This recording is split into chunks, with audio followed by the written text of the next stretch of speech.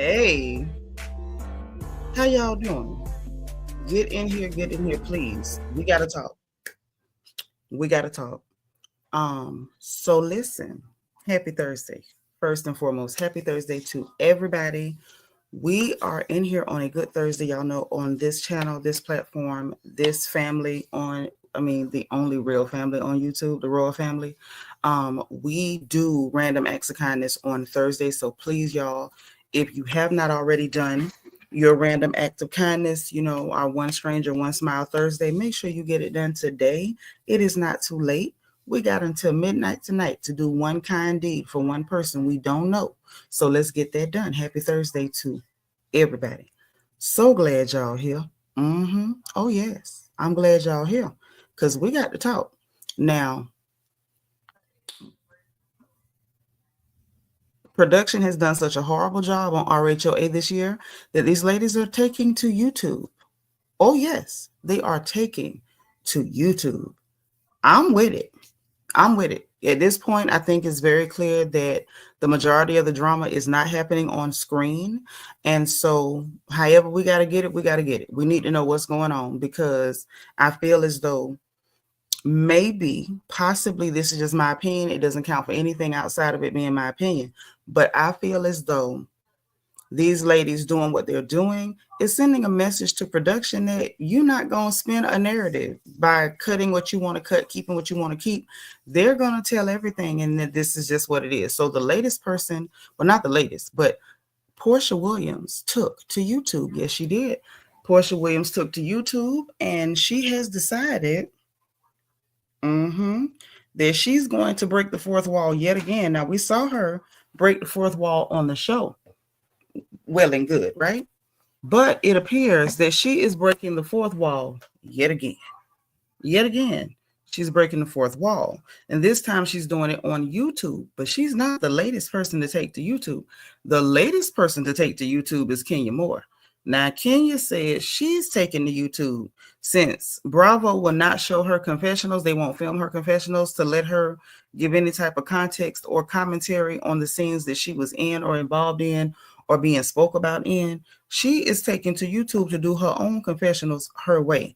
Now, I say this could be entertaining. This could be really good, or it could be incredibly damaging because we all know Kenya lacks awareness. I think that's a fair statement. So we don't know how that's going to go, but that is indeed what is on the table. Okay. So let me greet who's here and we're going to get into what's happening because I'm in just a tiny little incy bit of shock at the things that I have heard today. I will let y'all know. The big notebook is here. It's not the small one because this ain't no small situation. The big notebook is on deck. I have taken notes on both of Porsha Williams' videos because she's done 2 so far. So let me greet who's here and then we're going to start talking a little bit. I know it's earlier than I normally come on, so I know a lot of people are working or just getting off work or whatever, and y'all don't know I'm here. But we is here. We is here. Divine was the first one in the room. Thank you for being like number 1, sis. I'm glad you're here. Bianca the Beautiful, our head archangel, is in the chat. And she's asking y'all to please hit the like button on your way in. Okay? Headphones and seats, please. Miss Lovely T is like number 3. How you doing, Shabelle? Hit it at the same time. Hey, girl. Cool Gamer. Hey, now. Always cool. Always in the building. Glad to see you. D. Seratinas is in the house. Hey, thank you for being like number 6. DS is number 13. D Crazy, D Amazing DS. We know you run in the reflection corner. Try not to be in it the whole stream, D. Not the whole stream. Okay, please. Dana Brown is number 16. How you doing? Hey, it's Tish. Adrienne Marie, how you doing, girl? Thank you for being number 13. I appreciate it. Happy to be happy. We happy you in the building, child. Thank you for being number 15. Kia Mia, hey girl, thank you for being number 8. And your baby turns 8 today. Oh, happy birthday, Auntie Baby. Glad you're turning 8. Taya, you late, but you ain't late. You right on time. We just getting into this. Thank you for hitting the like button. No, I appreciate that. Seanitra Howell, what up, girl? How you doing? Thank you for being 18. Okay, BJ Dez in the house. She 21. Hey, boo. Miss Nisi is 26. Good to see you. Yeah, y'all get in here, child. Jay Darkness, child, where you been? I know Oh, I'm glad you caught one too. Thank you for being 26. All right, Thelma Grant. Hey, Miss Thelma, how you doing? It's so good to see you. Pretty picture. So yeah, y'all, this was going on. Let me make sure we ain't lost nobody on Instagram, because you know sometimes people be on Instagram and don't know we over here. Let's grab them real quick if they over here. Child, things is getting messy. Things is getting messy. Oh, child. Woo, woo, woo, woo. Why I opened up Instagram and Porsha and Kenya done had a whole exchange. See, this is why. Listen, I guess everything is on the table at this point. We're gonna be in and out of Instagram and everything, y'all. It's a mess. It's a mess. Ooh. Ooh. Ooh.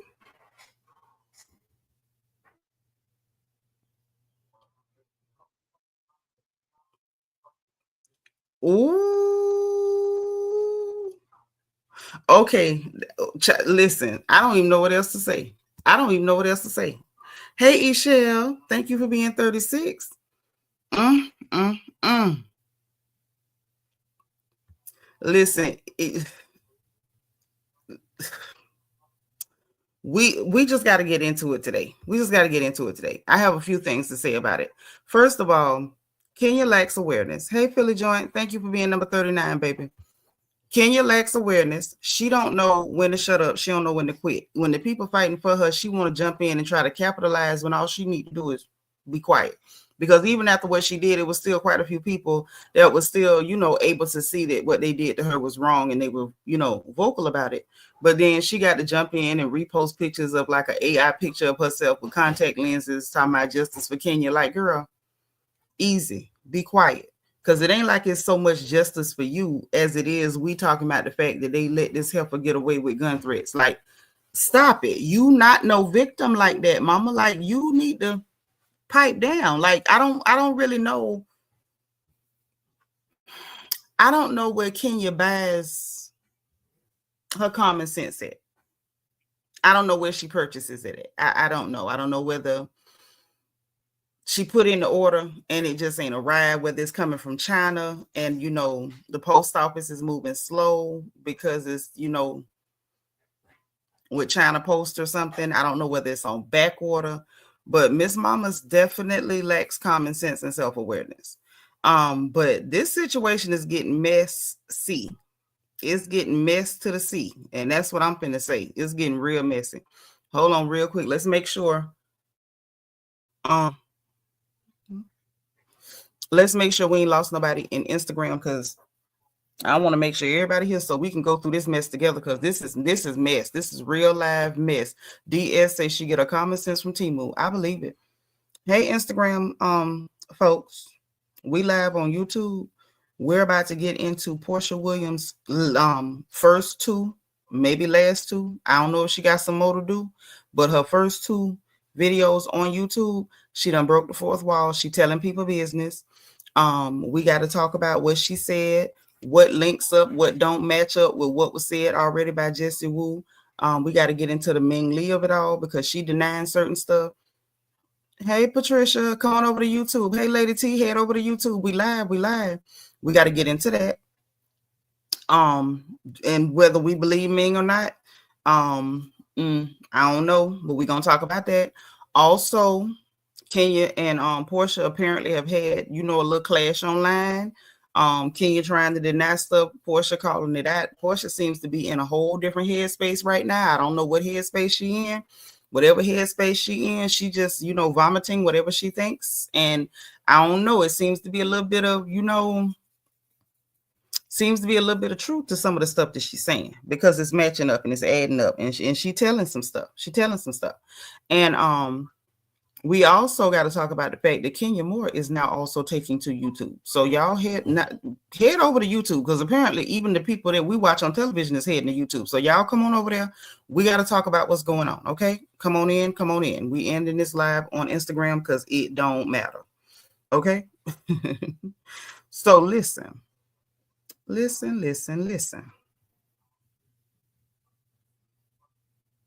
Porsha done had a lot to say. I'm gonna tell y'all up front. We are gonna go through all of it. The first video and the second one, but it's not going to be in the same order. We're going to deal with the second video first, and we're going to go back to the first video, because the second video is more or less about what has been said about all this mess with Kenya and Brit Eady. So we're going to deal with that first. And then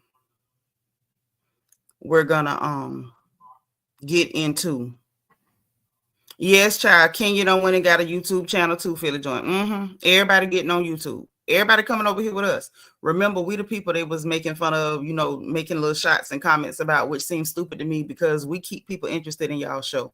Y'all had a whole season that was so painfully boring that I had to do all sorts of vocabulary acrobatics just to keep people watching, because it was just that dry, and keep people interested. Like, we literally keep people watching y'all shows, because y'all don't, with the dryness. Between y'all being dry, fake, and phony, and production cutting out anything interesting, and the executives making stupid decisions on casting, wouldn't nobody be watching y'all goddamn shows if it wasn't for people like us sitting up talking about y'all and drumming up just a little bit of interest. Okay? So now, after they done made all them comments, now they slipping and sliding over here to YouTube with us. Ain't that nothing? Her intuition. Hello. You didn't know I had a YouTube channel. I've been looking for you on somebody else's channel, but now I know you got your own. Subscribe. Thank you for being here. Y'all spam the chat with the word welcome for her intuition. Welcome, sis. What a beautiful picture, and we so happy to see you. So happy to have you. Adrian Marie said, yes, you do keep me watching. I didn't plan to watch this season. That's all I'm saying. They have downplayed, disrespected their own sisters and brothers that be on YouTube that literally, yeah, we might make a couple of coins here, there, whatever. But in reality, we're engaging and having commentary and discourse with the public about what we see on the TV. People like me, we talk about the social aspects of it, the social commentary of it, as well as the drama. But either which way, whether we make a coin here or there or not, without us talking about them, they really wouldn't have the interest they got if we're being completely honest about the whole thing. So now, after all the little slick comments and whatever, now they all of them done headed over here to YouTube. Ain't that something? Candy first, and here come the rest of them piling in like clowns in a clown car at the circus. Hey, Kane TV, thank you for being number 43. All right, thank y'all for hitting us with the welcome, and I mean spam the chat with welcome too. Y'all know how we do around here. Thank you so much, sis. I appreciate that. I really appreciate it. Vet is here from Birmingham, UK. One of our UK beauties is in the chat. Glad to see you.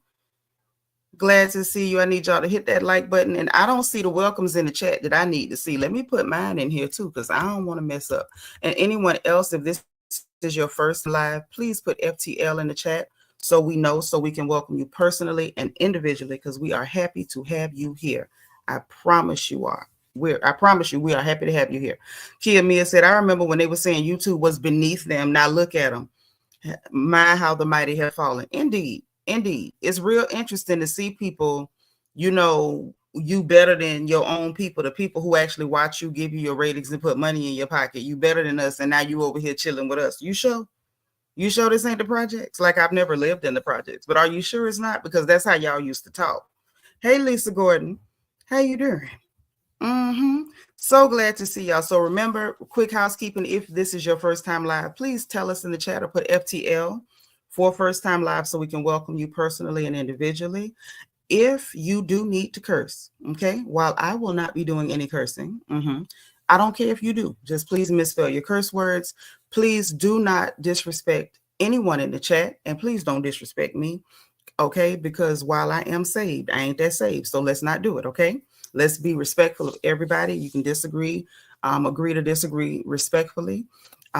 Let's keep our comments on the people we're talking about. No personal attacks, nothing rude or anything ugly like that will be tolerated. Please, let's respect our moderators, because they do run the chat. They keep it safe for you and for me. And they quick on that button, so I can't save you. If they get you, they got you. Okay. What else? Oh, and if you see someone you haven't seen before, please welcome them, say hi, greet people. And if it's somebody you ain't seen in a while, Holler at them. Let them know you're happy to see them, okay? And let's get into this mess. And don't forget, we have the like lottery over here, and it is a scratch off. It is not the Mega Millions. So keep your like number. If I call your number, just so you know, you got 2 minutes only to report to that chat with your like number and your Cash App, and you can only play the like lottery if you have the Cash App. We ain't doing none of the rest of them, okay? Hey, Roxy Bella. So I'm not following no Bravo people on YouTube. Get off the Real Content Creators platform. Tell them again, Roxy. I know that's right. Welcome, Roxy. If this is your first time, welcome. If not, baby, welcome back, okay? Yeah, we got a lot of new co-workers over here. Everybody want to be over here with us. Her intuition told y'all, thank you, y'all. Okay. Hey, Mac. Yeah, child, they quick.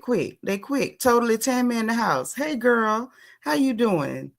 Thank you, Mac, for being number 3. I appreciate that. So let's get into it. Okay. Oh, and the engagement button is on your bottom right-hand side. It's the circle. You meant number 53. It's the circle with the heart emoji. Make sure you tap that and send up bubbles. Y'all know I'm sensitive. I'm going to need my bubbles, please. Bubbles. Can you spare a bubble? So I need my likes and my bubbles, and make sure you comment in the chat because your engagement means a lot to me, okay? A lot of people think if you ain't got money for super chats and cash apps and stuff that you're not appreciated. Let me tell you, if nobody else does, I appreciate you, okay? So your likes, your bubbles, your comments, that is engagement. That means a lot to me. It helps me in the algorithm, and it helps me know I'm not just up here talking to myself like somebody who need medication. So please do that. I appreciate it. I thank you. I'm sure the rest of the ladies thank you too, okay? Appreciate you. So please, can I get my bubbles? Where my bubbles at? Kane TV say too many celebs on them YouTube streets. I ain't watching none of them. I feel you. Don't worry. I'm going to go see what they say and come tell you. Okay. Oh, AKA 219. This is her first time live. Well, hello, sis. Welcome. Y'all welcome her to the chat. Isn't she lovely? Isn't she lovely? Our sister is lovely. Welcome. Spam the chat with the word welcome. All right. G Wheat Cookie. Hey, you got a live. I'm so glad you're here. All right. E. Davis is in the house. Girl, where you been? Thank you for being number 58. Thank you. I appreciate that because I'm going to tell you what's going on. All right. Hey, Brittany Monet. Hello, gorgeous. All right. There go Mama's Peanut. She's number 62. Coming in with a heavy wrench.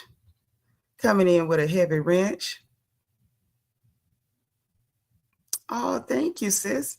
So look, let's get into this thing. Where my notebook at? Because once the notebook come out, we got to really get into what's going on. Hey, Rochelle, thank you for being number 58. Okay, so listen. Once I start running my mouth, if I miss someone coming in, please, y'all, if I don't see them, if I miss them, don't y'all miss them. Make sure y'all greeting folks in the chat, okay? So look, we going to do number 2. Hey, too adorable. And then we going to go back to number 1. Okay, we're going to start with number 2, and we're going to go back to number 1. Thank you for being 63, too adorable. Okay, so Porsha has done 2 videos on YouTube. And I'm going to just say this. I think Porsha in a different headspace. I can't prove it, but I think something going on with Porsha.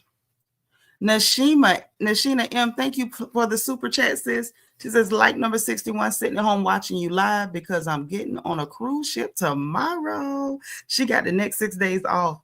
All right, girl. Well, it's Friday Eve, and she's about to get on the cruise ship, and she's about to go catch some cruise, and I'm really happy for you.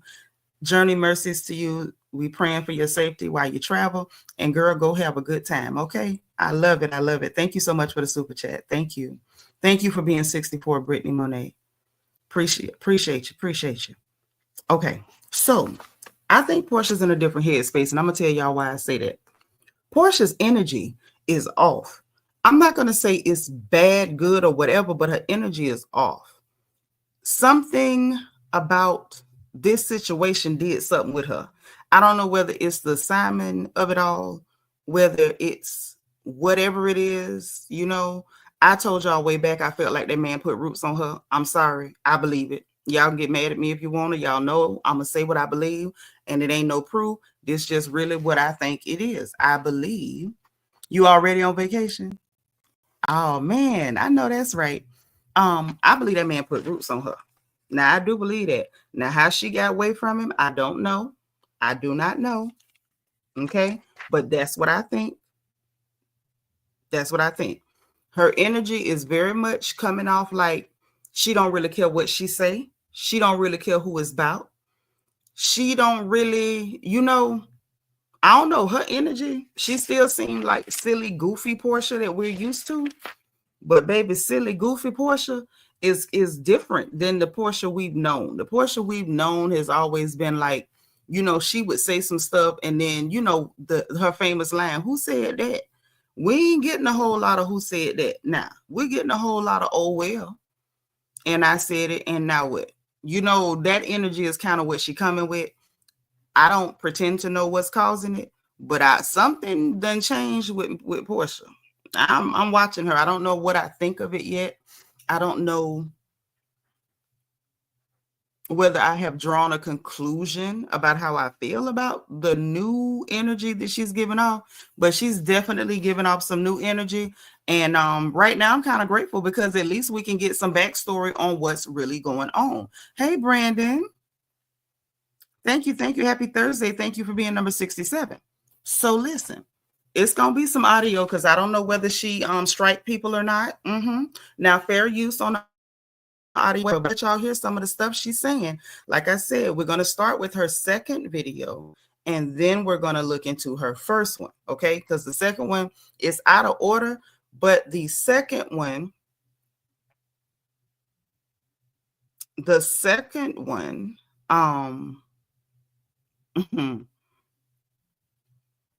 actually addresses kind of the Porsha, Brit, Eady of it all and some other stuff that we simply didn't know. Another thing I want to say is that this is very telling. I feel like this is kind of letting us know these ladies ain't real pleased with production. And you're going to hear her say some stuff about production too. Okay. So we're going to get into it. Make sure your sound is up. It's going to be quite a few audio moments. I'm not just going to play the girl stuff just flat out. If you want to hear everything she said, you are definitely going to have to go to her channel and hear everything. But I'm going to pull out the stuff that's relevant to us and we're going to roll with that. If y'all good with it, I'm good with it. Hey, DM Rocks. So first of all, she tells us about Angela. And I'm going to get into this real quick. I want y'all to hear what she said about Angela because I keep telling y'all, Angela gives me deceptive. Hey, CRR, thank you for being 69. She gives me deceptive. I don't like her. And I told y'all I don't like her. I know some of y'all like Angela. And, I am guilty as charged of being somebody who don't really like nobody. I don't really like people. People are deceptive. Just in general, a lot of people just really like to lie. They're not stand-up people. They're not decent people. They don't have a bottom. The morals are non-existent. So y'all know most people Seanitra don't like. When you come over here, those of you who've been here before, y'all know most people, I don't like you. I just don't like them. I love y'all in the chat, but these people we watch on television, most of these people, most of your celebrities that people just love so much and they just, they ooh and ah in their stands and whatever. I don't like most of these people because I can see you. I see you. I see your motives. I see your deceptiveness. I see your attempts at manipulation. Like, I see you. I don't like how you moving. Most of them I don't. I just don't care for it. And Angela is no exception. Brandon said he don't like Angela either. DM says Angela gives me weirdo vibes. Absolute weirdo. Brittany Monet say everybody's an imposter. Exactly. Thank you. Let me put this back on the screen. This is the issue. And I'm giving this disclaimer because I know some people may not be accustomed to me, may not be used to me. If it's your first time, again, I remind you, please put FTL for first time live if you're new so we can welcome you because we want you here. I'm giving it this disclaimer because some people don't know me and you're just learning me. You're just getting to know me. I don't like most of these people.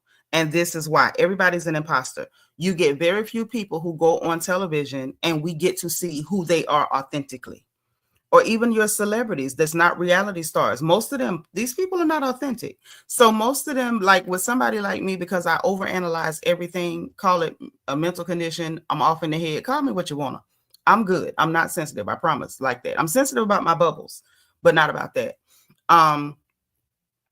I pay attention to people's behavior, your what you say. And y'all know I catch lies quick. So it's like, if you say something, then you change one or two words. And when you restate your issue, like, I'm already catching, oh, you're being intentionally deceptive. You're being intentionally misleading. Like, I see what you're doing. You changed the way you worded that based on who you were talking to. Like, I catch stuff, and your facial tics, and your body language, and your side eyes that you thought nobody saw. Like, I catch a lot of stuff. So I don't like a lot of people because they're not authentic. And when it comes to Angela Oakley, I don't like her.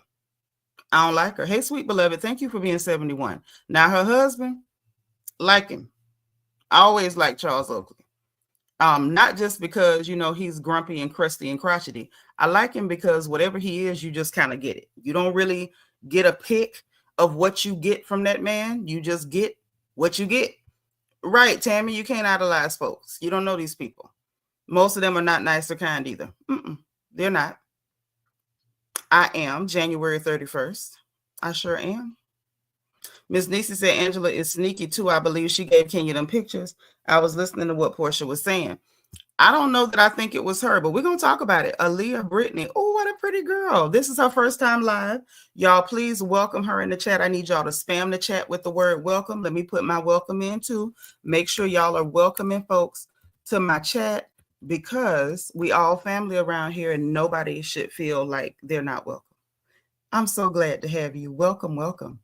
So that's kind of where I stand with it. And that's just it. And that's all. Okay.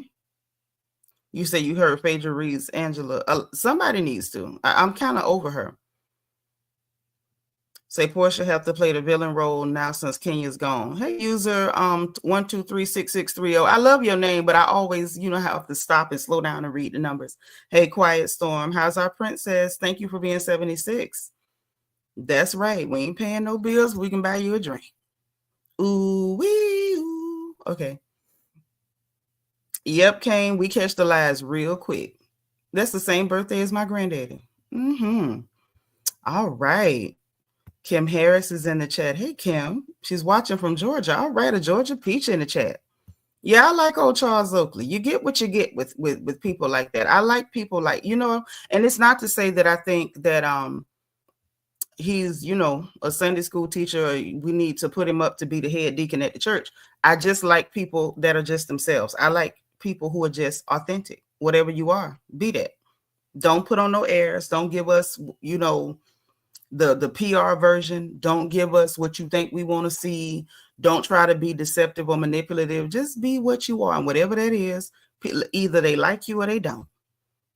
Either they like you or they don't. Shine Bright say Porsha needs this channel to stop all the others with their narratives of her. I love it. I'm not mad at it. I'm not.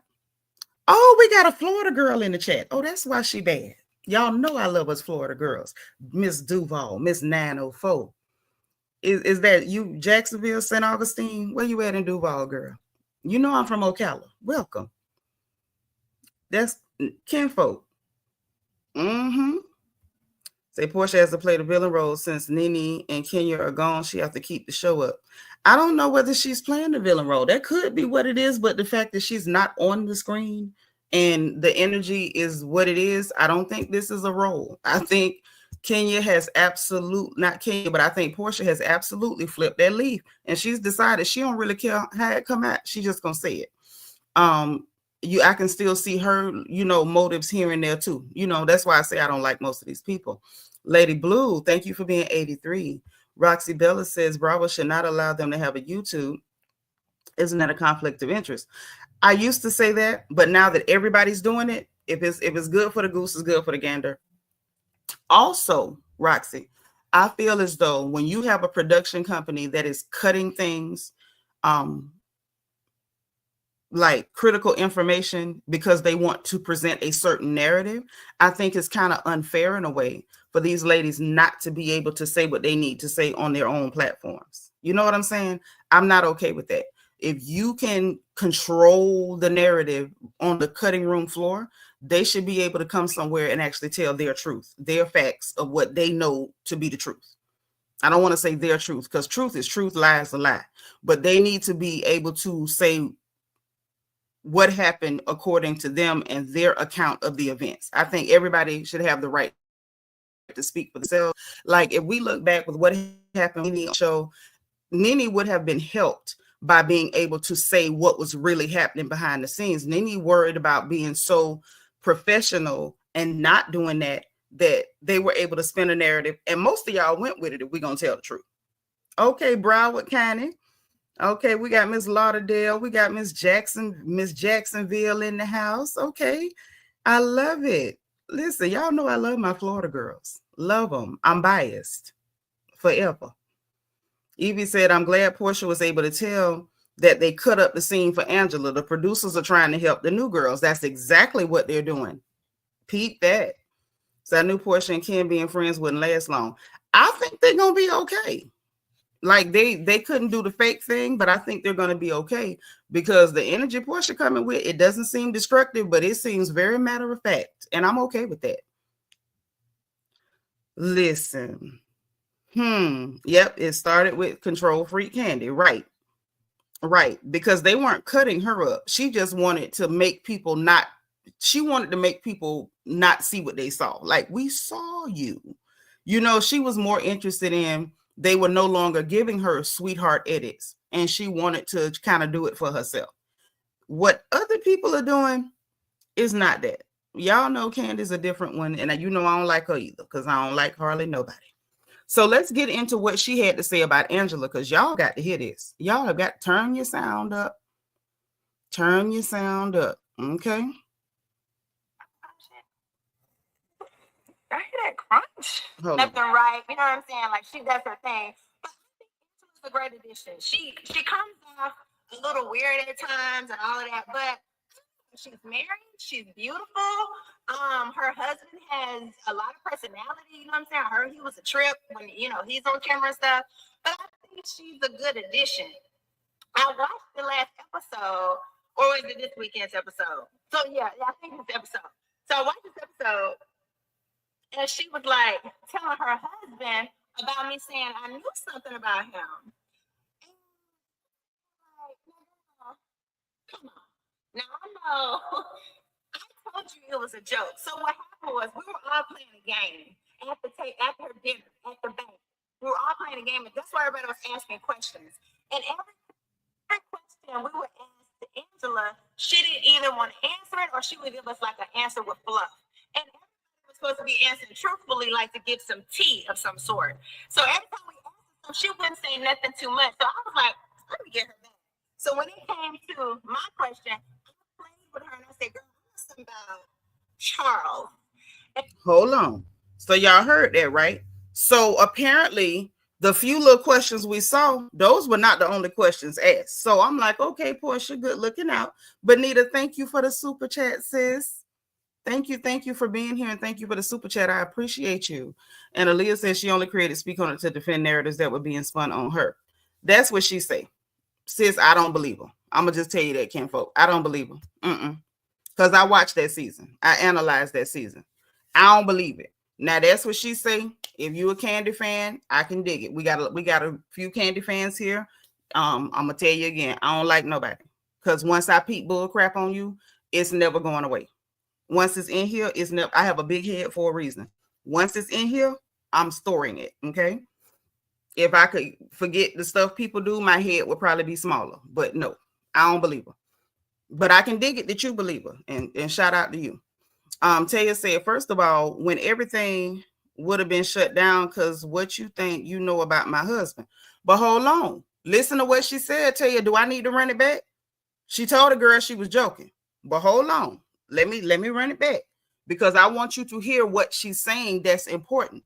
She ain't just saying, oh, I said that. She said she did that to kind of mess with her, because Angela wasn't really answering no questions and giving fluff answers and whatnot. And that was mainly because, hey, you knew this a game, we all playing it, and you the one brought the game. So how you gonna propose we play a game where everybody must answer the question and you ain't answering the question? Somebody needed to mess with her. Somebody needed to. It's low. Okay, hold on. I'm gonna turn it up loud as I can, y'all. Y'all don't have to turn y'all loud. Y'all sound up too. Shine Bright say, when did they ever give Candy a bad edit season? They didn't give her no bad edit that season. If you recall, that was the season where Candy kept getting into it with Marlo, right? And they brought up about the, the shooting down to the bullets and biscuits. She felt like she was being put in a narrative because for the first time, she did not get a sweetheart edit. They did not cut out when she was talking about strangling Marlo. And Marlo stood there with her hand behind her back, not being loud and letting Candy act a fool by herself. That's when now we got to speak on, because hey, they not doing you no favors this time. They letting people see how you really be acting. They didn't give her no bad edits. They just didn't save her. They ain't save her. Aaliyah say, no, I'm saying she created to try to control narratives to make herself look good. Oh, I get what you're saying. Every week she was going to speak on it, telling us we didn't see the thing we clearly saw. Right. Okay. I thought you was one of her fans, because some of her fans really do believe what she be saying, and that's cool too. I just be like, yeah, I ain't believe that. Taya say, that ain't how you play with me. Yeah, well, Taya, then don't go on Housewives, because somebody gonna say something. Because it's Housewives, and if she can't handle that, I promise you that ain't the show she should be on. But I want y'all to listen now. I tried to push it back a little bit so y'all could hear what she's saying about Angela and this game. Remember, that bank event, that was Angela's event. That was not somebody else's event. That was Angela Oakley's event. The game was her game that she proposed. And then listen what Porsha's saying was happening. Angela. So Angela is one of the new housewives on our show, and I think Angela is a great addition.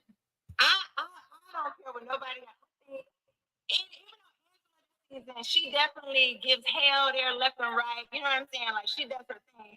But I think Angela's a great addition. She comes off a little weird at times and all of that, but she's married. She's beautiful. Her husband has a lot of personality. You know what I'm saying? He was a trip when he's on camera and stuff. But I think she's a good addition.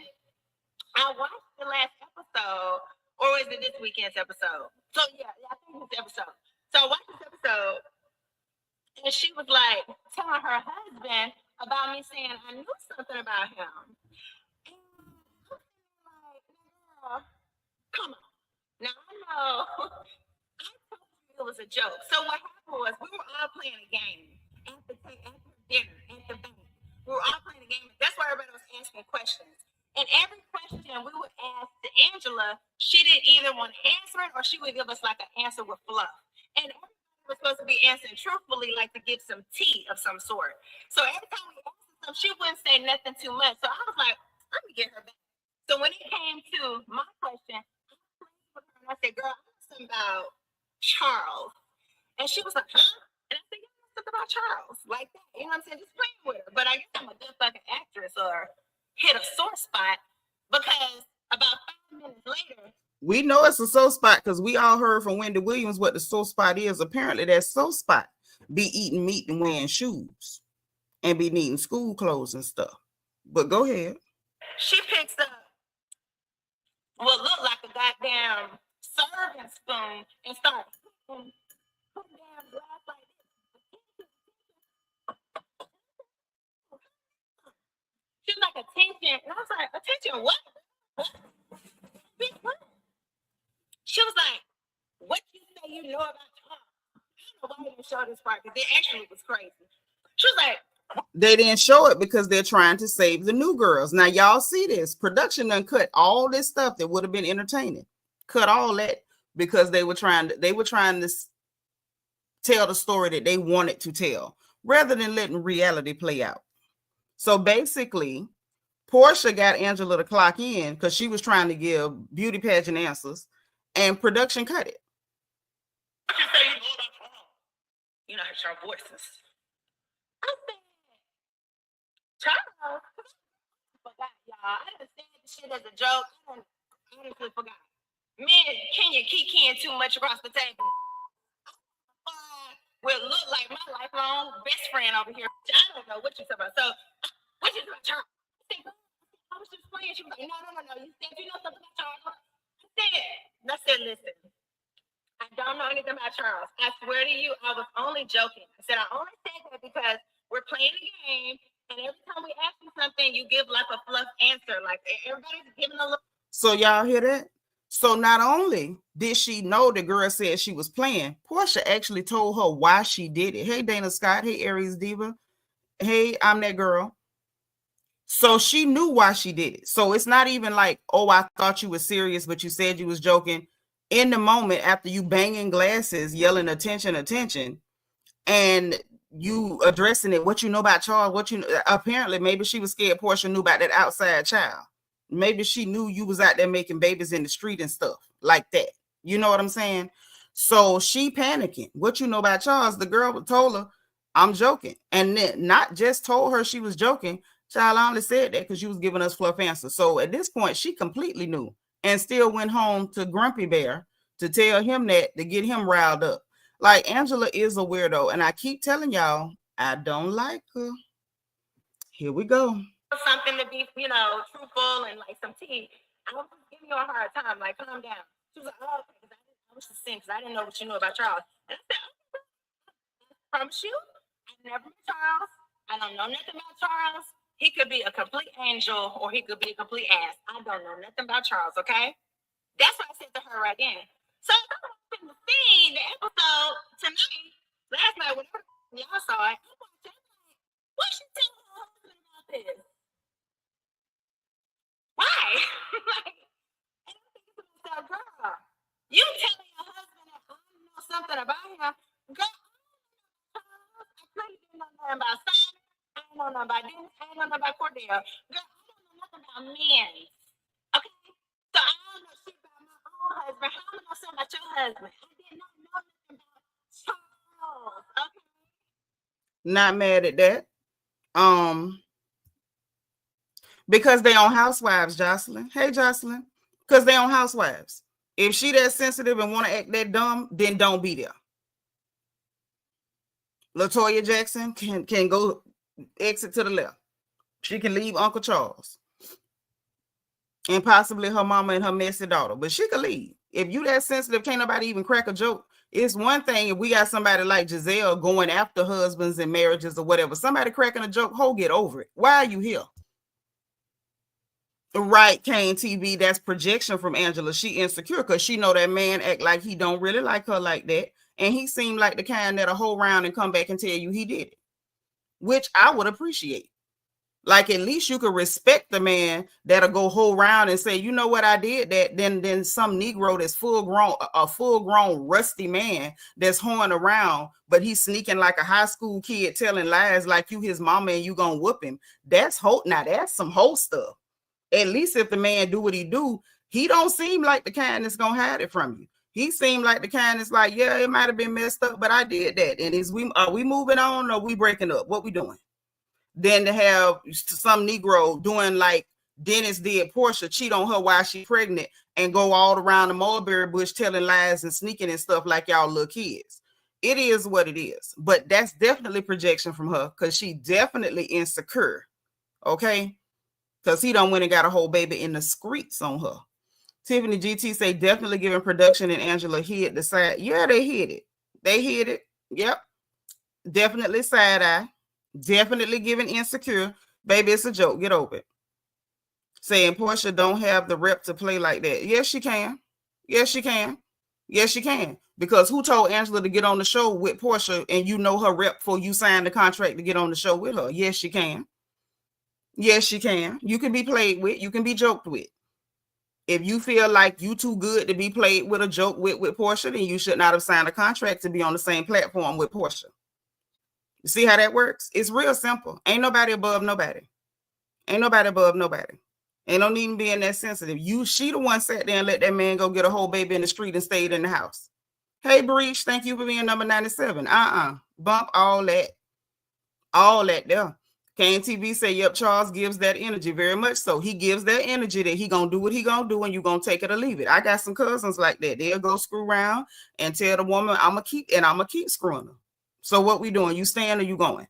I respect that all day long because at that point, that man did not take your choices away. He told you what it was and either you choose to stay or you choose to go. My problem is when a Negro is so much of a hoe, when a man is so coochie that you sneaking and lying and hoeing, but you ain't even man enough to keep it real and be like, look, this is what I'm doing, you staying or you leaving. That's when I don't have no respect. I don't respect the Ralph and the Dennis of it all. I don't respect that. I don't respect, Jackie husband, that type of stuff. I don't respect that type of stuff. But if you just doing what you're doing, you tell him, hey, stay or leave. At that point, that man did not take your choices. He told you exactly what he was about, exactly what he doing. Hey, I might have promised I wasn't going to do that, but I did that. Are we working through it or you leaving? What we doing? And he definitely gives that energy that he don't care to lie to you. He's apparently ain't no hoe in him. Ain't no hoe in him. That's just what it is. Right. Tell the raw truth. Get a lady the choice. Either she's staying or she not. Miss Sparkle, our resident Mary Kay lady, is in the house. Okay. So let's let her finish talking about what she saw, and then we're going to get to the rest of it. And the light shade and the fun of it all. Especially y'all, honestly.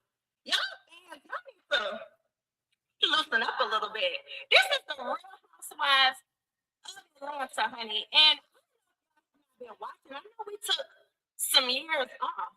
Well, I took some years off. Maybe y'all was taking off when I was off. Was y'all not watching when I wasn't on? Because y'all done forgot how it goes. This show is all about having fun. It's about shade. It's about making people feel uncomfortable. We dish it out. That's what it's about. So don't go too deep on stuff. Like, y'all know playing with people. I've never been the type to bring like dirt on somebody. It's a joke, y'all. Y'all calm down. Okay, because if y'all can't handle that, I don't know what y'all gonna do for the rest of the season. Because it gets pretty crazy.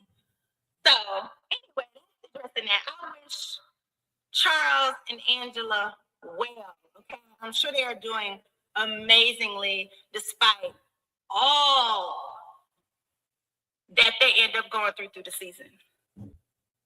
Not she up here hinting at them people finna be going through stuff during the season. See, this is where Porsha gets messy. But okay, whatever. I know they're doing well because it's a lot that's gonna happen throughout the season. But girl, she's a good person. I think she's cool. I just had to address that because I was like, girl, you talk about girl, I don't know about no men. In my relationship this season, I was super excited for. I really was. Now y'all already knew. I was like, can you about to come in and grill me or whatever?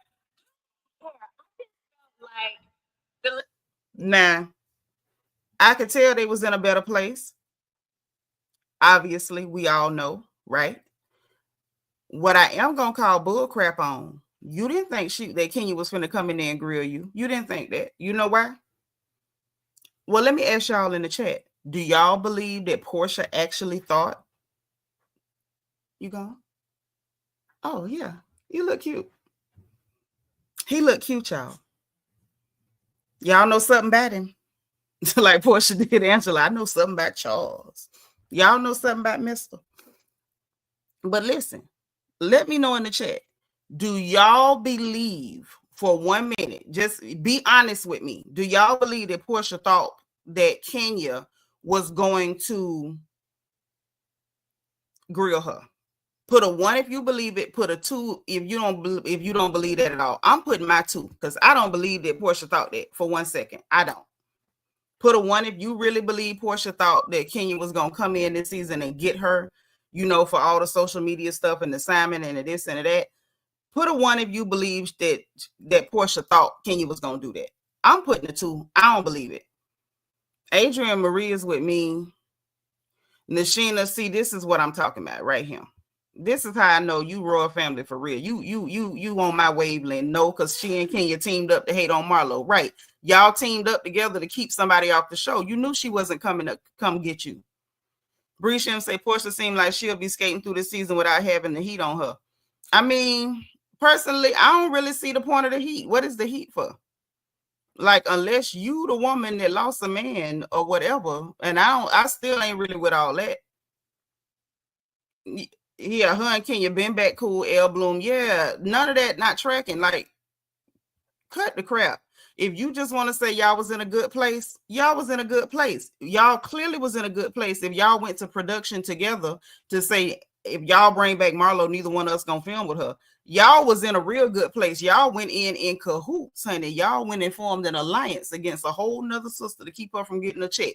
So clearly you didn't think she was coming for you. Max said if Kenya had come in being shady and messy to Porsha, she wouldn't have liked it. She would not have liked it. However, Kenya didn't come in being shady and messy to nobody, if we're being honest. And this is again from somebody who do not like Kenya, one iota. But Kenya did not come on that show being shady and messy to absolutely nobody.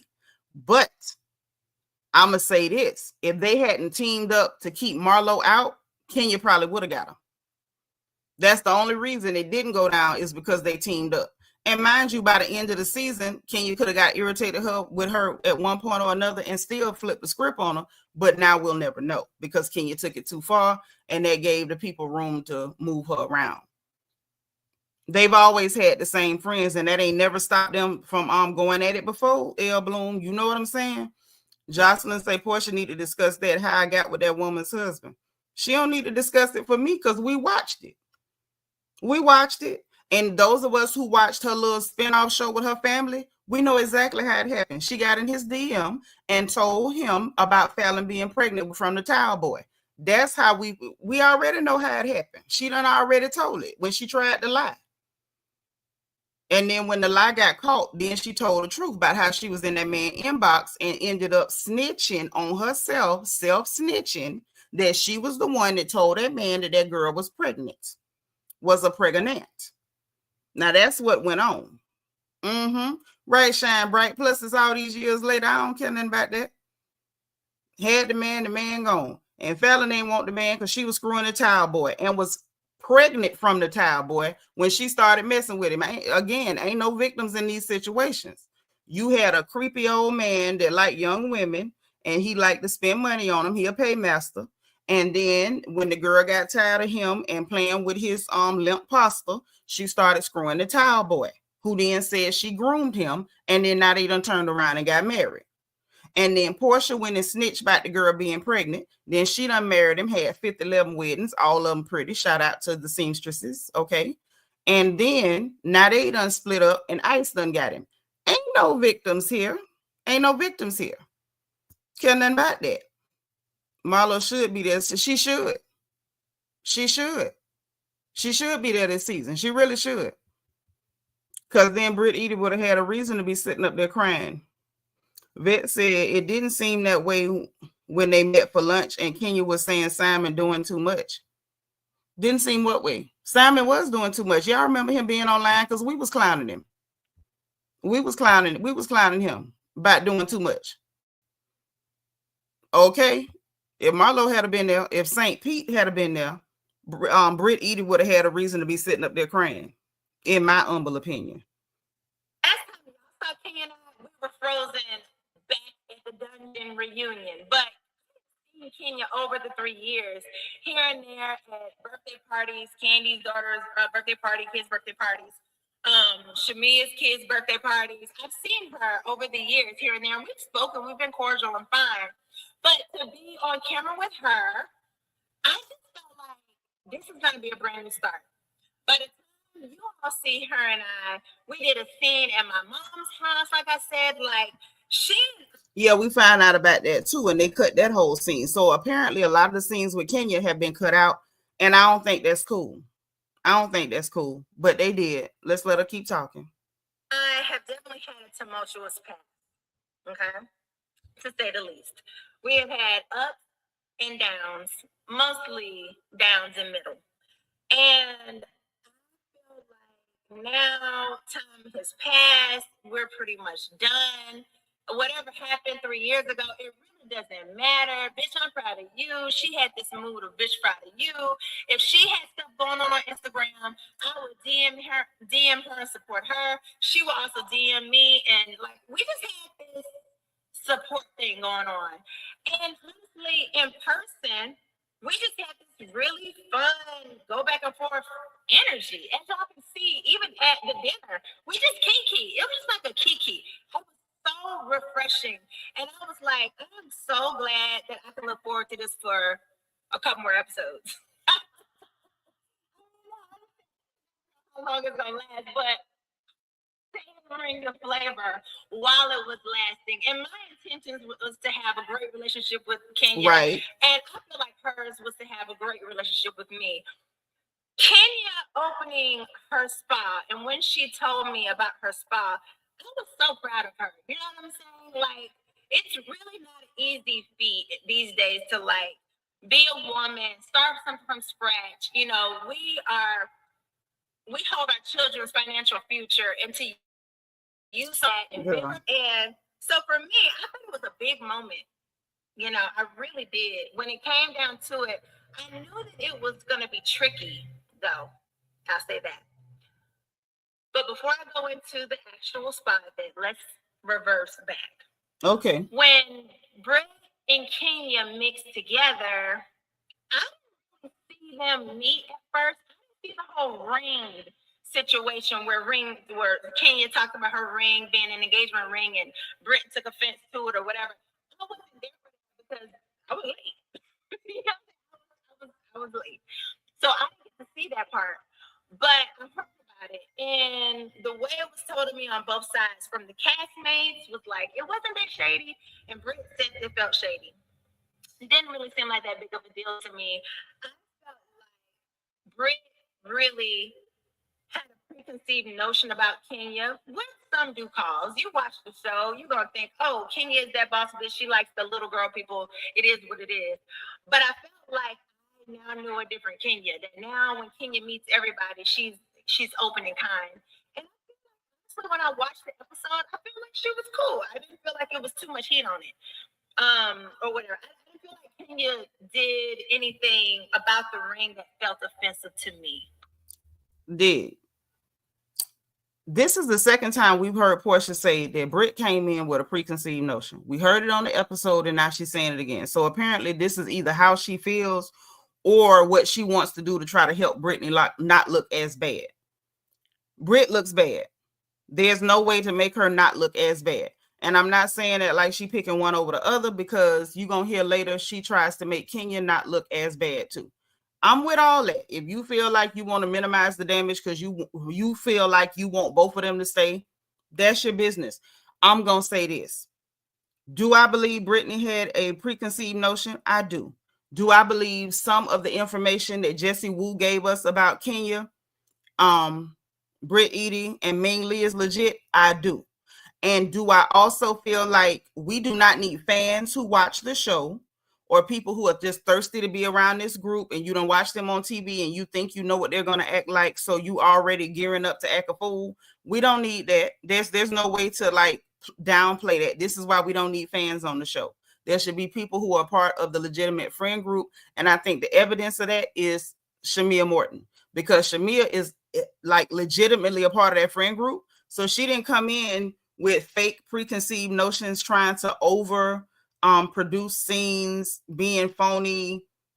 It's a seamless transition because she's actually a part of the friend group. And I think production has lost the plot. The show started with ladies from a friend group, a social circle where they were known to be around each other. There was no, let me produce a scene, or I heard about Nene, let me do this, or I heard about Sheree, let me do that. These people knew each other. Okay. Now some people grew apart, grew closer. We had Sheree like completely act up with Nene because she felt like, okay, I'm the star. Like it should not be her because I have more than her. So sure, I should be the star. And I think, they kind of grew apart because Nene really became the fan favorite and Sheree was kind of secondary a little bit. But I digress. The bottom line is, this is why we don't need fans on the show. We don't need you coming in here because you watched her have a scene with Nene, or you watched her have a scene with Porsha, or you watched her with Kim Fields, or you watched her with Demetria McKinney, or you watched her with Phaedra. And so you're like, you've rehearsed your lines 1,000 times until you had them memorized. Then you trying to create a scene so you can use the things you came up with in your head. Because she came up with this stuff in her head when she's saying stuff like, oh, see, I got my husband, somebody who loved me, and don't nobody look like, girl, That's what you thought from your couch at home when you was watching her on the screen. Kind of like with Kelly Farrell with Porsha when she was trying to force the scene and was like, oh, you know, she said something about me, but she got all these men. Like, girl, you don't know nothing about how many men Porsha got. We ain't seen her with no whole bunch of men. What you doing? You know what I'm saying? So the fan stuff, it's a chop. I did. But I will say, as time went on between Brit and Kenya, Brit started to feel like she was being dismissive to her. She felt like she was like, girl, get out my face. Like, the energy. And, you know, if Kenya wants to give you that energy where she do her hand, you know, she giving you dust, then she's going to give you dust and you're going to feel that. But on the other side, Brit, being a newbie and not used to these cameras, not used to, you know, these type of cameras and all of that, I feel like it was shocking to her. Like, damn, hold on. This is where she trying to, where's Peanut? I think she called it shooting people bail. She's trying to give Brittany excuses. There is no, oh, it's the cameras, it's new, it's overwhelming. No, honey, you wanted to be there. And this ain't your first reality show. Do I need to remind y'all this is the girl that was going to be on the reality show with Stevie J for Penthouse Magazine being the whole wrangler? You ain't new to trying to be in front of no camera. According to you, you was a big video vixen in high school because your mama didn't like you. So she let you go show your behind the grown men in high school. Okay, so cameras ain't new to her. She wasn't doing this because it was no cameras and it was new and it was just so overwhelming. No, it wasn't no shock to her system. She felt dismissed because Kenya wasn't being all in her face, being fake and phony and whatever and pretending like, oh, I just love you so much. You're so wonderful, blah, blah, blah. And she desperately needed that because Kenya at that time was in that space with Ming Lee and her friend Akila, and she know her and Ming Lee don't get along because her and Ming Lee crossed big bellies. They was both digging up underneath Rick Ross's belly for meat. They was both digging underneath Rick Ross's belly for meat. So because Kenya came there with a girl that you already have an issue with, and I don't know why Porsha's trying not to say this. She's trying to save Brit. Don't save that hoe. She don't want to be saved. Don't save her. She don't want to be saved. Because Brit got an issue. Right, Kane TV excavating. They went belly excavating. They went spelunking under that belly to find meat is what happened. Hey, Auntie Eva. And they don't like each other. And Kenya came to Shamia's party, which is where they met with the girl that Brit don't like, Ming Lee, who is also a part of that same friend group that Brit Eady wants to be a part of. That's why she felt some type of way, like, why you ain't hug me? Now the hug is making more sense. Once we got that piece to the puzzle, the hug thing at Shamia's party made more sense. She wanted to feel like, oh, you know, hey, you're not hugging me because she here. You brought your friend and your friend don't like me, so you don't want your friend to see you being too friendly with me. That's what that was. That's why she was so obsessed with hugs. See, this is why I don't like none of these people. Porsha's still trying to clean it up for Brit. So the minute she go to trying to clean it up, then now we see the deception. You don't want to tell the truth. You know Ming Lee was there. You know Ming Lee. You done been around her too. And you know them girls don't like each other. Stop playing. Told y'all. I'm telling y'all, they prove me right all the time. This is why I don't like any of these people. All they do is lie. Or they try to clean it up and tell half truths. But to me, a half a truth is a whole lie. But whatever, it's just me. You trying to play me. And she went to the left. So at the dinner, when Kenya and her were talking, there was a lot more going back and forth besides what you saw. Obviously, the show is only 45 minutes. They probably argued for 2 hours. So Porsha saying that the little short exchange that we saw on the episode was just that, a short exchange that we saw in the episode. Now, y'all heard what Porsha said. Porsha said that they went back and forth for close to 2 hours. Now, do I believe it was really 2 hours? Probably not. Do I think she's exaggerating a little? Possibly. But what that does tell me is it was way more than a couple of minutes. Way more than a couple of minutes. So let's get into this. And then we got to ask the question. Production, it was a lot of stuff you could have cut. It was a lot of stuff you could have cut, baby. Why you cut that? You cut Angela and you cut this. And the question is why? Oh, my hair getting on my nerves. The question is why. Okay. Couldn't show all of it, but there was a lot of going back and forth at the table. And it started out, of course, being Brit more so going, like, I just don't appreciate how you were dismissive to me. You're giving me this type of energy where I don't deserve to be in your space. And at that point, Kenya says, peasant. And let's say this.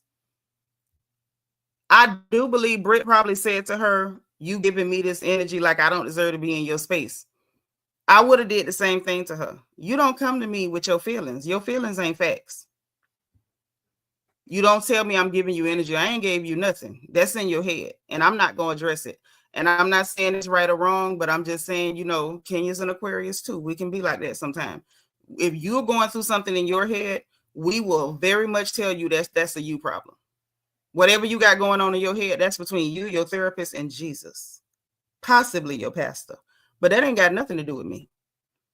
I don't really care what's going on in your head, actually, long as you ain't got no voices telling you to do nothing to me. What's going on in your head is a you problem. So Porsha's now telling us that this girl during this, what she says was a 2-hour back and forth between Brit, Eady, and Kenya, where this girl is now like emotionally vomiting on Kenya about her feelings, about not feeling accepted, and I feel like I don't deserve to be in your space, and you giving me the energy that I don't. Girl, she gave you no energy at all. You felt that way because you know she's friends with somebody that you don't like and who don't like you.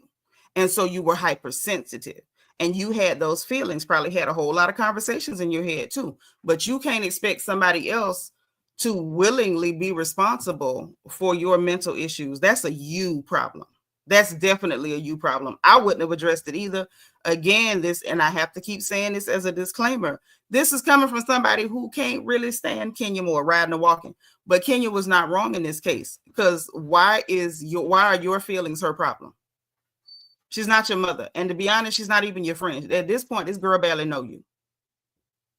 But okay. Like, you know, queens don't address peasants. And the housewife world, I see y'all laughing about that in the comments, but who the fuck want to be called a peasant? You know what I'm saying? And Porsha, you can shut up too. We have heard people called way worse than peasants. We've heard people called way worse than peasants. Porsha, lest we forget, didn't you call Kenya a whore from the 90s? I ain't saying it's a lie, but you called her that. So you mean to tell me somebody making a glib remark about queens and peasants and whatever, that somehow justified Brit, Eady acting like a mental patient? That somehow justified her giving us a production of Sybil, her becoming Sybil Ann Dorset, and displaying her dissociative identity disorder all over our screens? Porsha, cut the crap. Like, nobody, all right? Nobody's better than anybody.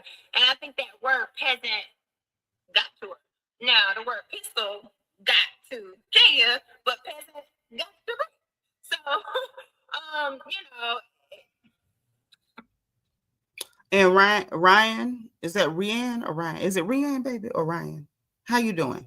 Ming Lee, I saw that. And we're going to talk about that too. Because I don't believe Ming all the way on that. I'm going to just tell you that. We're going to get to that later. But either which way, we ain't even got to that part yet. But what we are at is why Brit, Eady is upset. She's mad because Kenya is friends with Ming Lee, and she thinks that Kenya's not friendly with her because of Ming Lee, period. So according to Porsha, she done came to this bank event, Angela Oakley's event, and starts emotionally vomiting all over Kenya as though her feelings about not feeling accepted or feeling like she doesn't deserve to be in her space and blah, blah, blah, like that's Kenya's problem. It wasn't. And now Porsha's pretending like the word peasant justified Britney's erratic, irrational, violent behavior. Mind you, we have heard over 16 years some of the most vicious reads on RHOA. No other franchise, no other Housewives franchise on Bravo has had the level of vicious reads as RHOA. Nobody can match them. Nobody. Potomac does not come close. And we ain't even going to talk about them Clear Lady ensemble cast. Not even on the same planet. Not even on the same planet.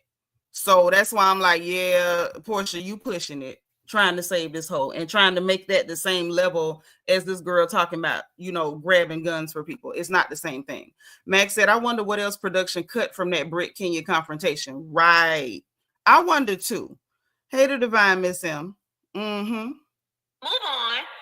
They continue to argue back and forth, and they get up from the table, and it's just at that point, Brit just starts to get more upset because she's not, you know, Kenya's now off to the corner twirling, and Brit is just still very much in defense mode. You know what I'm saying? She's in attack and defense mode, you know, just like in her mind, like, oh. Yeah, she's trying to give this girl excuses. At that point, Brit continued to get angry because Kenya was not giving her the energy. Like, now you won't even fight with me. Like, I'm trying to fight with you. I'm screaming, I'm yelling, I'm acting like an idiot. I'm acting like I ate lead paint chips as a kid. I'm acting like I'm a window licker, like I'm a tire biter. And you still paying me no attention. That's why she continued to get upset. But listen to how Porsha tries to spin it for her. This is when you know somebody's being dishonest. Listen to her. Okay, what do I do? This is too much going on. She's trying to play me. It was just a lot. And this the third time she said the girl said she's trying to play me. So apparently that's what Brit said. We heard Brit use the term play me. Nobody's playing you if they don't talk to you. They're just not talking to you. The only reason that the term playing me keeps coming back up is because she feels as though Kenya is intentionally ignoring her because of Ming Lee. And it never goes away. It's back to the Ming of it all. Andrew Mack says calling someone a peasant is a light read on this franchise and is. If you can't handle being called peasant and instantly clap back with a read, then you don't belong on the show. Right.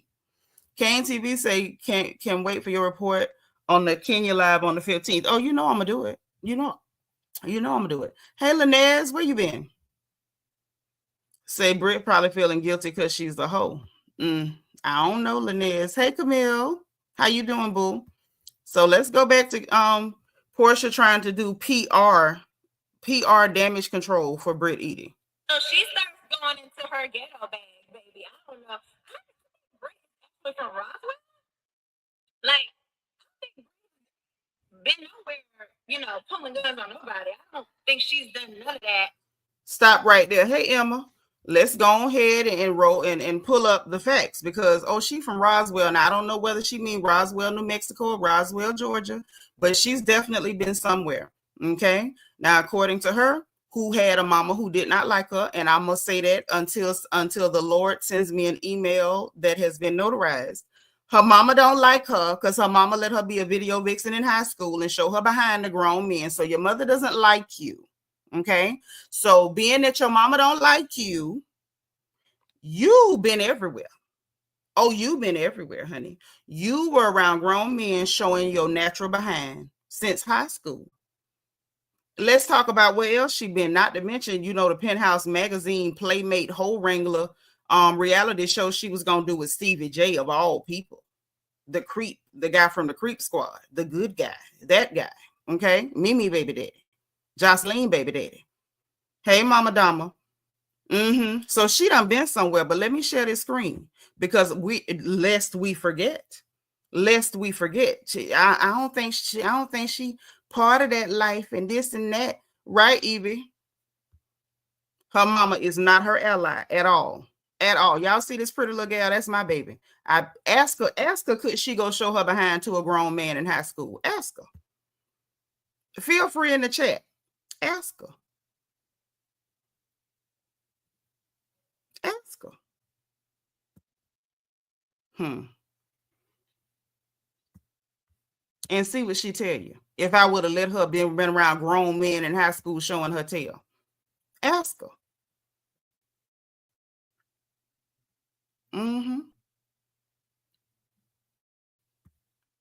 Because see, Porsha talking about she ain't really been nowhere and she ain't, you know, she ain't like that. You know, she just got in her ghetto bag. She was just talking crap. Let's go on back. Because see, the record says otherwise. This from August of 2022. Somebody was complaining about Brit Eady threatening somebody else with a pistol. You understand me? So this is from August 8th of 2022, the year of our Lord 2022. This person said, she is so ghetto and lacks couth. Can you believe she's on Instagram saying that she has a Glock in her car on the seat and wants to find a reason to use it because someone was trying to take her spot at the gas station, talking loud about a GUN and violence like it's nothing. Wow. Brit Eady is really a loudmouth hood rat dressed up like a lady. I would not trust her to ensure a slice of bread.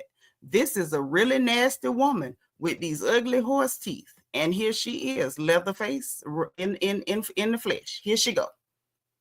Here go, madam. In the flesh. This is from August, y'all. Check the date. Hold on. I done messed around and went back too far. This is from August of 2022. August of 2022. So yeah, Porsha can go ahead and miss me with the PR cleanup job for Brit Eady. And we can stop right there. We can stop right there with that. And from what I know about her and what I've heard about her, she ain't from that life at all. So I mean, I think she was talking big talk. She was talking big talk, and she was like, I'm gonna do this, and I got, whipping. The whip part, she was talking about her car. So are you sure, Porsha? Are you sure she was talking about her car? Well, we have footage of her talking about a whip, and she wasn't talking about no car. You sure? You sure she was talking about a car? Yeah, trying to give her the benefit of the doubt. She's trying to clean it up for her. Let's go ahead and pull it back up. Because y'all know one thing I can't stand is them lies. This is why I don't like these people. In case y'all was ever wondering why I don't like these people, this is why I don't like these people. It's like they lack the basic ability to be honest. You can like somebody and still tell the truth. Like, what does it hurt to tell the truth? Why is your first instinct to start lying? If you like Brit Eady and you feel like she should get another chance, then say that. But why sit up here and lie? Why lie? Why try to clean it up for her? She grown. She's a grown girl. We about to share this screen again. Right, Marcy. What you lying for? If you like her, you like her. If I like somebody, I don't care if they did something wrong and I like them. I can say, hey, what you did was dead wrong, but I still like them. That's your business, right? Yeah, Porsha lame for it, but it's cool. We're going to share this screen. Y'all don't mind, do y'all got time? Do you mind? Would you mind? Okay. Because I want y'all to see her talking about the whips and stuff and realize that this is not just the penthouse I partnered up with let me make sure y'all can see it big enough. I don't want you to miss anything. Don't want you to miss anything. Hold on. Okay. Let me try to make the screen bigger if I can.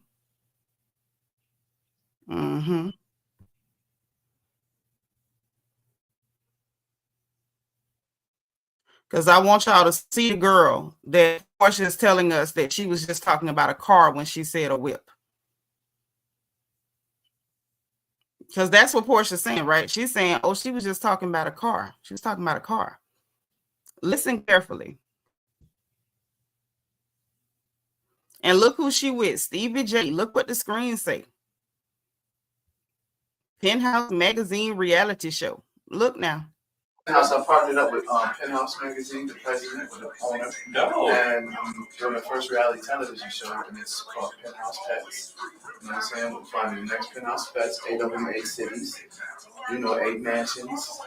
You know what I'm saying? 20 to 30 ladies each. So I'm gonna have my whip. Yeah, you know what I'm saying? That's about what was the title? So y'all saw it, right? I ain't gonna go through all of that no more because we've already done a live on that. If y'all want to see it, you're gonna have to go back to that live. But I'm gonna have a whip, and she did the whole whip action. So why is it all of a sudden now when she mentioned whip, she talking about a car? But when she mentioned whip, then she literally was talking about a whip and did the action to demonstrate what she would do with said whip. But magically now we supposed to be so dumb. We supposed to be so dumb that we don't know this whore meant exactly what she said when it came to Kenya, that she had her whip and her pistol for Kenya. Mm-hmm. Mm-hmm. Oh, yes. Yes. Mm-hmm. You see what I'm saying? This is why I don't like these people. This is why I don't like these people. Because they lie. And they think we're stupid because they're remedial. They think we're stupid too. Tiffany GT said exactly. Who uses the word whip in place of a car in 2025? Right. We ain't called cars whips in how long? How long now? That's all I'm saying. Lord, makeup addict said, how did Benadryl make the cut for housewives? Because they wanted a prostitute. You know, one was on Potomac. So they wanted one in Atlanta too. I keep telling y'all, they want to do this to the Black ensemble cast on the show. They want sleazy, low-class people because they want to make sure that there's no dignity left for Black women. Like this is an attack on Black women's character. I keep telling y'all that. Nobody believes me though. Okay, so listen. No, some of our housewife audience thinks she meant an actual but we just saw evidence of her saying her whip and doing the action. But, you know, okay, Porsha, you think we dumb. Okay, Porsha. She was referring to whip as in car. But yeah, so anyway, it just got to that level. And when she started saying the part about, you know, she was upset and she just went on or whatever. And, you know, I think she mentioned a pistol or whatever. It's all while she's over here talking to her husband and to Kelly. Okay. And listen to this, how she's trying to rewrite history. She wasn't over there just saying it to Kelly and her husband. She was yelling it. Now, I will say this. Porsha and Shamia were already in the car. So it makes sense that they didn't hear it. And we also heard the audio at the end of the show where Kenya had to tell them what she said because they were in the car and they didn't hear it. But she was absolutely yelling it, and we all heard her yelling it. She was not whispering it. She was yelling it. And her husband had to tell her, you need to chill out because you're still on the mic. Now, are we really going to call being in one video a video vixen? Because if that's the case, then Robin Dixon is a video vixen because she was in the background sitting down in a pool in a puffy video. Does that make her a video vixen? I was in the My Baby Daddy video when I was in college, you know, because they what was it, Be Rocking the Biz, that just My Baby Daddy. I was in the video because they shot it over there by the library. We was all in the back dancing around and screaming. Does that make all of us video vixens? One video don't cut it. But when you in everybody's video, then you're a video vixen. If you are Corinne Stevens, hell, if you are Kenya Moore, because she's been in a few of them. If you are, you know, what's your girl that be on Joe Budden, Melissa Ford. If you are even Erica Mena, if you are what's the lady Gloria, what's her last name? We have actual video vixens, but being in one video don't make you one. See, this is why we got to start telling the absolute truth and not just saying what we want to say because we don't like certain people. Porsha was in one video, and it wasn't even all that. The Trillville video, which I like the song. Some Cut was my song back in the day. I ain't even gonna front. But one video where you barely dancing around does not a video vixen make. No, not Gloria Govan. That's the one from Basketball Wives. That's the one that was hunching Shaq behind Shawnee O'Nostral's back. I'm talking about Gloria, the one that was going around out in Aaron Hall and various other people. Then she mentioned Uncle Luke, and he was like, girl, I will sue you because I ain't did nothing with you. Okay, that one. I don't know if I bet you as soon as I get out of here, I'm gonna remember Gloria last name, but that's the one I'm talking about. Those are video vixens. You're not a vixen by being in one video. That's not how that works. But let's get back to Porsha trying to cover for this girl, pretending like she was just saying it to Gloria Vasquez. Thank you, Kane TV. Gloria Vasquez. Because she was like Brit Eady. She was underage when she started being in videos. Valdez, one of them. What you talking about? There we go. And I was going to take home Shamia anyway after the event. And when I saw Kenya, I was like, come on, let me take you home too. So I I don't think Shamir heard it. We didn't hear Brit say that at the time at all. And so after that night, we kind of all went into, was this said? Was something said about anything, any type of, pistol or whatever? And if it was said, how was it said? And was it said like, like how was this done? When we got in the car, we were leaving, Kenya was like, this girl gotta go. She talking about this, she talking about that. And then we laughed about, in that same movie, when we got in the car, Kenya was like, yeah, this girl gotta go. She talking about pistols or something, or guns or something. And then we started laughing about Angela, because of how she hit the glass. She was like, I get away from Angela too. Like, I don't want no problems with Angela. And so we took her home, and there was what it was. It was days after that when it just was like, you know what? Okay, Kenya is upset about this. She wants something done, for Brit. Listen, Kenya is upset. She wants something done. Didn't I tell y'all I knew for a fact Kenya had went to them people for them to take disciplinary action against Brit Eady. So we got to ask the question, why was there no disciplinary action taken against Brit Eady?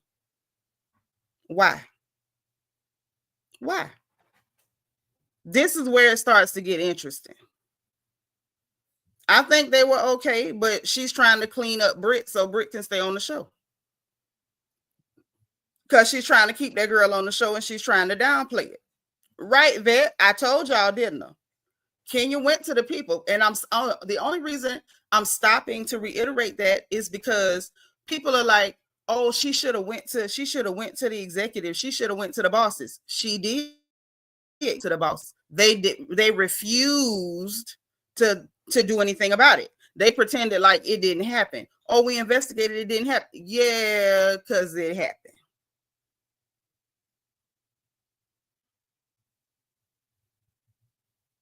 It happened. Hi, Kisco. Kisco says, because I believe she didn't say the threat the way they say. I don't know what you believe. I know what I saw. I can't speak on what you believe. If that's what you believe, God bless you. I know what I saw. I know what I heard. I hear very well. I see really good. My eyes ain't big and pretty like some of you lovely ladies in the chat, but even though they small and they slanted and they have closed, I see real good and I hear real good. And I know what I heard and I know what I saw. But let's let her keep on. But I wanted to stop to reiterate the fact that Kenya did go to her bosses and they did absolutely nothing. And so then she decides to go nuclear, scorched earth, burn it all to the ground. Saying that, and at that point, it was a call for what does Brit feel at this point? Like, how does Brit feel the day after she turned up? You know what I'm saying? And so was like, I want to know, did she really say it? And I want to know how she said it. And so I went and had this whole time behind the scenes, I'm on the phone talking to Kenya. So Kenya's like, oh, Angela's the only one. Kenya's like telling Kenya in the scene, or Kenya on the show is saying, Angela, you're the only one who called to check on me. That is just not true. like, and whoop, there it is. This is again, they all be lying. Because I thought that was odd too. Kenya was on the episode Sunday saying Angela was the only one that reached out to her. Was it? No, it wasn't the episode. Was it on? I don't know whether it was on the show. Oh, yeah, it was on the show where she said Angela was the only one that reached out to check on her. And I thought that was weird. I'm like, you sure? I believe Porsha on, because she went back to her regular voice and she's not talking slow like she's trying to think up the lies. I believe that. And they just had a little clash online. And I can go ahead and read that. Okay. KFS says, hey, Nitra in chat. Is it possible producers ignore Kenya because she's attempted to get Cass kicked from the show before, i.e. Porsha? No, I don't. If that's the case, then they absolutely need to be sued. First of all, regardless of what happened before, it happened. Somebody threatens another cast member with firearms. You don't get to say, well, you wanted Porsha off after she drugged you that time, so it's okay if somebody wants to shoot you. Like, that's perfectly cool. Like, I hope that that's not the excuse, because if it is, then she should definitely sue them, because that's kind of messed up. And you don't get to ignore gun threats. Like, who does that? Yvette says, I thought it was strange too, but why didn't she correct her in the moment? She just let her go with it. You know, people do that. I do that. I let people lie sometimes. If you lie on me, I'm gonna let you lie. I might check it later, I might not. But if you lie on me, I'm gonna let you lie. I'm gonna sit, but at that point, I'm recording in my head who you are too. So, you know, why lie when the truth is free? Hold on. Child, somebody done sent a cash app. Oh, Quiet Storm. Thank you so much for the cash app, sis. My sis Quiet Storm sent me a cash app. I'm trying to send a heart back. I'm trying. Thank you, Quiet Storm. I appreciate you. Will it let me send a heart? Okay, there you go. Oh, and it's got a picture. Thank you, sis. Thank you. All right. So that happened. Let's get back to it. I don't know why she said that, but I was on the phone with Kenya day and night, because I was like, okay, I agree with you. Maybe, you know, there should be like some suspension of maybe no filming this day or no filming whatever, but just something as a newbie saying something like that. Yes, there could be some type of suspension. And I'm with her. It should have been some type of suspension. I ain't saying, you know, like me personally, would I have liked that to be her last day filming ever? Yes. But at least had they suspended her a couple of scenes, a couple of episodes or something, that would have appeased Kenya, which she had every right to want to be appeased. Somebody threatened her with a firearm, and we would not have gotten the monster blow up that ended up happening. Okay, because apparently it was more to that too. Okay, and this is also why I think that Porsha ain't beefing with Kenya and she ain't out to get Kenya, because you're gonna start, you know, even with statements like that, she's making it clear that she knows what happened. There should have been disciplinary action, and yet there was not. So she's, number one, talking up for Kenya, in my opinion, by making it clear that Kenya absolutely went to the higher ups to have it handled. She also is making it clear that absolutely there should have been disciplinary action. Okay, what I think Porsha's trying to do is kind of clean it up for both ladies. And sometimes you just can't do it like that. You just got to tell it like it is. Should they have taken disciplinary action? Yes. What Kenya did was dead wrong. Yes. What Brittany did was dead wrong and weird. Yes. There should have been disciplinary action for both ladies. Yes. Like, you don't have to lie to keep it real. And I just don't understand people, but it's not my business. Let's go. Whatever. And so me and Kenya were on the phone about that. And so I just felt like, you know, let's figure this out. So I did the same with Brit.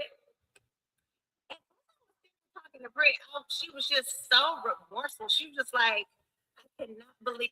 And now she's trying to help Brit again, talking about she was so remorseful. No, that whore wasn't. Porsha, we saw the scene. We saw it. We saw her first say that she was triggered, try to make an excuse for her behavior. Then we saw you not give her room to make the excuse. And after 2 or 3 responses, she finally devolved into I was wrong. She did not start off with I was wrong. She started off with, well, I was triggered and this and that. You held her feet to the fire. Salute to you for doing the right thing in the moment. And after you rebutted her twice and did not allow her to make excuses and posit herself as some kind of victim of Kenya Moore, because Kenya had done nothing to her, then she devolved into I was wrong. But now that she's telling it after the fact, she's trying to clean it up. This even happened. Like, I can't believe I said that. And, you know, even though I said that and I was so upset, like, I hate that that came out like that. And she hated that, you know, Kenya felt how she felt because of what she said. And she was just like, I really want to apologize to her. And she was just very remorseful. And I was like, okay, you know, at the end of the day, I'm telling you, as a vet here on the show, that that's not how we operate. You know what I'm saying? And she was receiving of that. She was like, okay, I understand. And I'm willing to do whatever I can do to make this up. I want to explain. I would like to apologize to Kenya. And I was like, okay. I was like, let's stand up. Acknowledge what you've done. Take accountability and apologize is what these shows and these relationships have ever been about. If you do something to someone, being able to be remorseful in your heart, being able to come back and apologize, it's a big deal. It's a lot of bitches on these shows who do not apologize. So if you do something to someone of this gravity and you apologize, you should be able to. Porsha, shut the hell up. You apologize for stepping on somebody's toe. You apologize for telling an off-color joke. You apologize because, yeah, I was being mean and I didn't invite you to my kid's birthday party. You do not threaten somebody with firearms and an apology is acceptable. An apology is not sufficient for threats of gun violence. Ma'am, that is not. If apologies work, we wouldn't need the courts. I'm going to say that again so people can catch it. If apologies work, we wouldn't need the courts. But see, this is her trying to make it work for Brit. Right, Kane TV. And we do remember her saying she's never had a pow-pow or a firearm, only to look back in August of 2022 with her on Instagram talking about her Glock on her seat, and she was looking for someone to use it on over a spot at a gas station. Right. Yeah, I can't with her on that either. I can't. I cannot. Will not.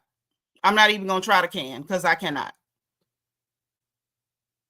Makeup Addict said, I like Porsha, but Porsha has beat up Kenya for less. So it wasn't for less because you wave something in somebody's face like that. You supposed to get popped, you know. Supposed to get popped. L Bloom said Porsha low-key is pandering to Brit. Move the Kenya and what Porsha just said on her IG, her and Kenya might not be in a good spot for a while. I saw that, but we ain't moving to that yet. We not there. We staying where we at. You say gather Porsha edges. Now Porsha done told y'all she got weak edges. Now you want me to pull on that girl edges. Now when she get traction to alopecia, which one of y'all gonna buy her some sacred edge drops to fill it back in? Who gonna do it? Because I'm not. See there? Y'all rough. Y'all rough. Yvette says it's beginning to sound like Brit was all Porsha had left on the cast till Phaedra came. That's what it's giving. That Porsha basically was trying to give her a lifeline because she was flatlining. You know, you in trouble. Ain't nobody on your side. Let me give you a lifeline. Okay. Here we go. Heard. I have done things on this show, you know, that I have needed to apologize for. Kenya has done things on the show that she's needed or should have apologized for. All of us, okay, across all franchises. And so I felt like her being a newbie, she should deserve the opportunity to apologize. So I went back and I told Kenya that. Kenya was like, she can stick it up her ass. Like, okay. I believe it. Okay, what are we gonna do? So my suggestion was, listen, you probably should just uninvite her, right? Because when Kenya invited everybody to the spa event, it was at the open table at the dinner at the bank. And Brit clearly was sitting right there. So she had invited Brit and the table to her spa event. So I was telling Kenya, I think you might want to uninvite her. If you aren't willing to accept her apology, you should uninvite her, because by inviting the table, you have invited her. She's welcome to come if she has enough balls to come and apologize to you. And that's went over her head, and I thought it was really odd. I was like, why isn't she not hearing me say block this girl? She heard you. Now this is where I understood Kenya. I understood her. It ain't right, but I understood it. She wasn't gonna speak to her to uninvite her. I'm not gonna send her a message because that's a form of contact to uninvite her. Hey, Queena. I think in that moment, Kenya was like, that whole bet not show up. Nobody shouldn't have to uninvite you. You threaten somebody with a firearm. Who got to tell you don't come around that person? You that stupid. You that stupid. The executives and production should have told her, you need to stay away from Miss Mo. You need to leave Miss Mo alone. And I know I'm saying Miss Mo. Okay, I'm country. Y'all gonna jump on that for now. Okay, they should have said, hey, you need to avoid Miss Mo. Miss Mo ain't doing you. And where I'm concerned with Porsha, you got all this empathy for the lady who's making gun threats. Why didn't you say, hey, girl, I mentioned that you want to apologize, and she said you could shove it where the sun don't shine. So I'm gonna have to advise you, as you know, a brand new friend girl of yours, you better stay away from Kenya right now, because she pissy. You better stay away from around Kenya. That's what you should have did. But no, you telling her, why is it going over her head that I'm saying block this girl? Why was it going over your head slow motion to not go over there and say, hey, I mentioned to her you wanted to apologize. And she said where you could grease up and stick it. You probably want to avoid Kenya. Why didn't you say something? Because you messy too. You know what I'm saying? Even to the point where Kelly was like, yeah, like, are you going to? And she wouldn't answer it. So anyway, fast forward. I'm talking to Kenya on the phone, I think the night before her event. And so I'm like, listen, I know you are upset. I know you now are just like, she was building it up. I'm like, I know it. Like, I know Kenya at the end of the day. We all know Kenya. Like, we all know Porsha. And we know that Kenya, of all of us, is going to retaliate. We knew that it was going to happen. Not that the post-divorce was going to happen, none of that. But we knew that she was going to try to expose Brit. In that scene with me and Kelly in Kenya, she told us right then, which I'm not sure if they played, but she told us right then, no, I'm going to expose that bitch. Everybody needs to know who she is. On this show, you know, when it comes to exposing somebody, it can happen on a girl's trip. It could happen, you know, at a luncheon. It could happen when it's, you know, a closed setting with just us. And at that point, it is what it is, because this show will expose people. You know what I'm saying? So I knew that she was going to have to get her foot back. But I just didn't think it would be like this. I'm not going to lie. Like, and what's so crazy when I watched the episode was there was a particular person who was like, I can't believe, all of us were like, I can't believe this happened. I can't believe she got this information. What I'm telling you is, I know for a fact that one of these housewives who is still on the show is the one who gave Kenya a big part of that nude information. And whoop, there it is. She said, hey, Flowers of Love, another UK beauty, good to see you. But listen, she said one of the housewives who's still on the show gave Kenya a lot of the nude information. Now we're gonna go to Ming Lee. Ming Lee said, I didn't do it, it wasn't me. I don't believe you did all of it. I believe it's the way the information trickling out. I believe some of it came from you. And according to Porsha, a large part of it came from somebody who's still on the show. I said, wait a minute. Now I got my suspicions. Y'all tell me who y'all think it was in the chat. Hey, Femi K.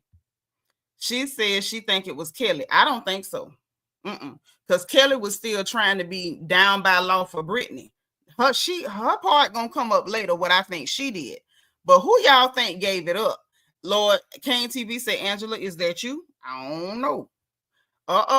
Ruth Ann, hey Ruth Ann. Ruth Ann say, Drew, is it you? Drew or Angela? No, I don't believe that.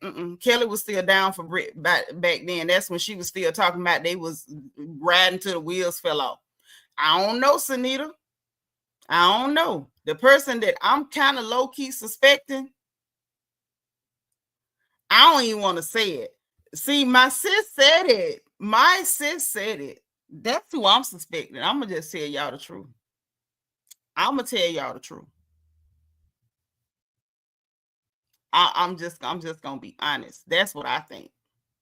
I don't want to think it, but that's what I think. And I feel like it could have been, I'm giving it to you for you, so you know what's what, but not for it to be blowed up on poster boards. But I do believe, I'm just going to tell you, that's what I believe. Hey, Black Honeybees, where you been, girl? Okay. You say you think it was Drew, but Drew don't know nobody. Drew ain't got no connections. That's why she go around trying to steal everybody else's. First Candace, Dillard Bassett, and now Porsha. She ain't got no connection. She don't know nobody. B-Licious said, yep, I think it was Shamia as well, because that's what it's giving. That's what it's giving. Femi K said Brit did an interview on Hollywood Access and said that Kelly did something that made them fall out. Yeah, but that was later. That was later. I don't think so, Femi. That could have been, but I don't think so. I'm going to just be real with you. I don't think that. I think, you know, I ain't in love with Shamia, but I kind of like her a little bit mostly. So, you know, I don't like many people. I kind of like her a little bit mostly. But if something telling me inside my bone marrow, you know, that, you know, I'm just saying what I think. Too Adorable say, oh, wait, Porsha is throwing her bestie under the bus. She ain't threw nobody under the bus, Too Adorable. She ain't said no name. She ain't said no name. Yeah, best say, I think it was one of the auditioning girls who didn't make it. We already covered Ming. Ming claiming she didn't do it, but I believe part of it did come from Ming. And Porsha said it was somebody that's still on the show now.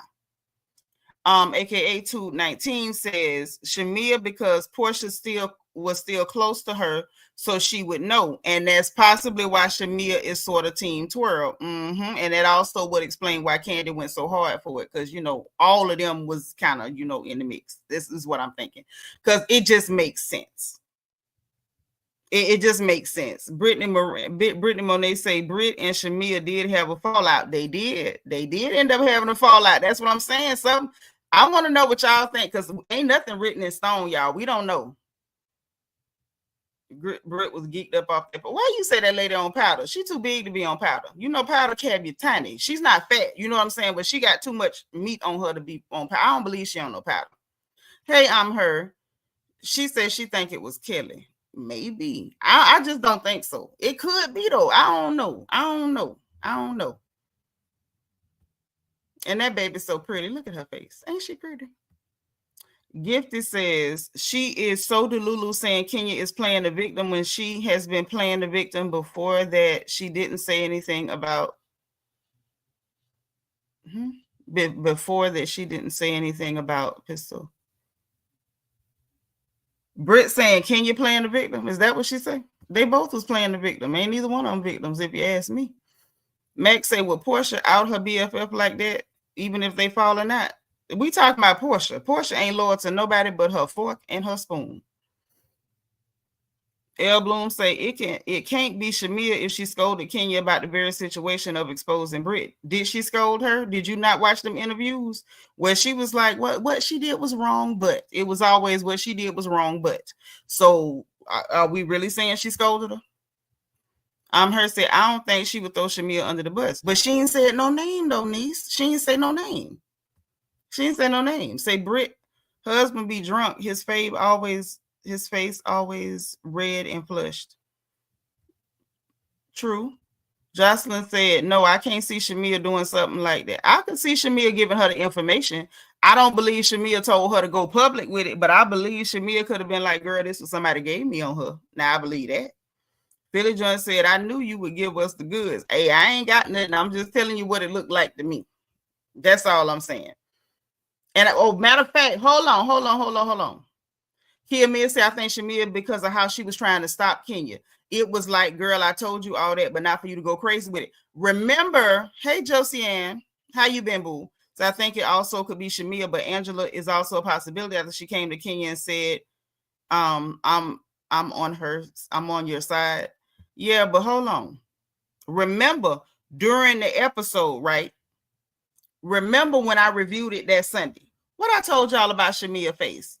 I think I said it that Sunday, but I surely said it when we were covering the gossip that Jessie Wu had brought, because, you know, she done connected herself to that circle of ladies too, because she was also at Shamia's party and the Belmont event. Now,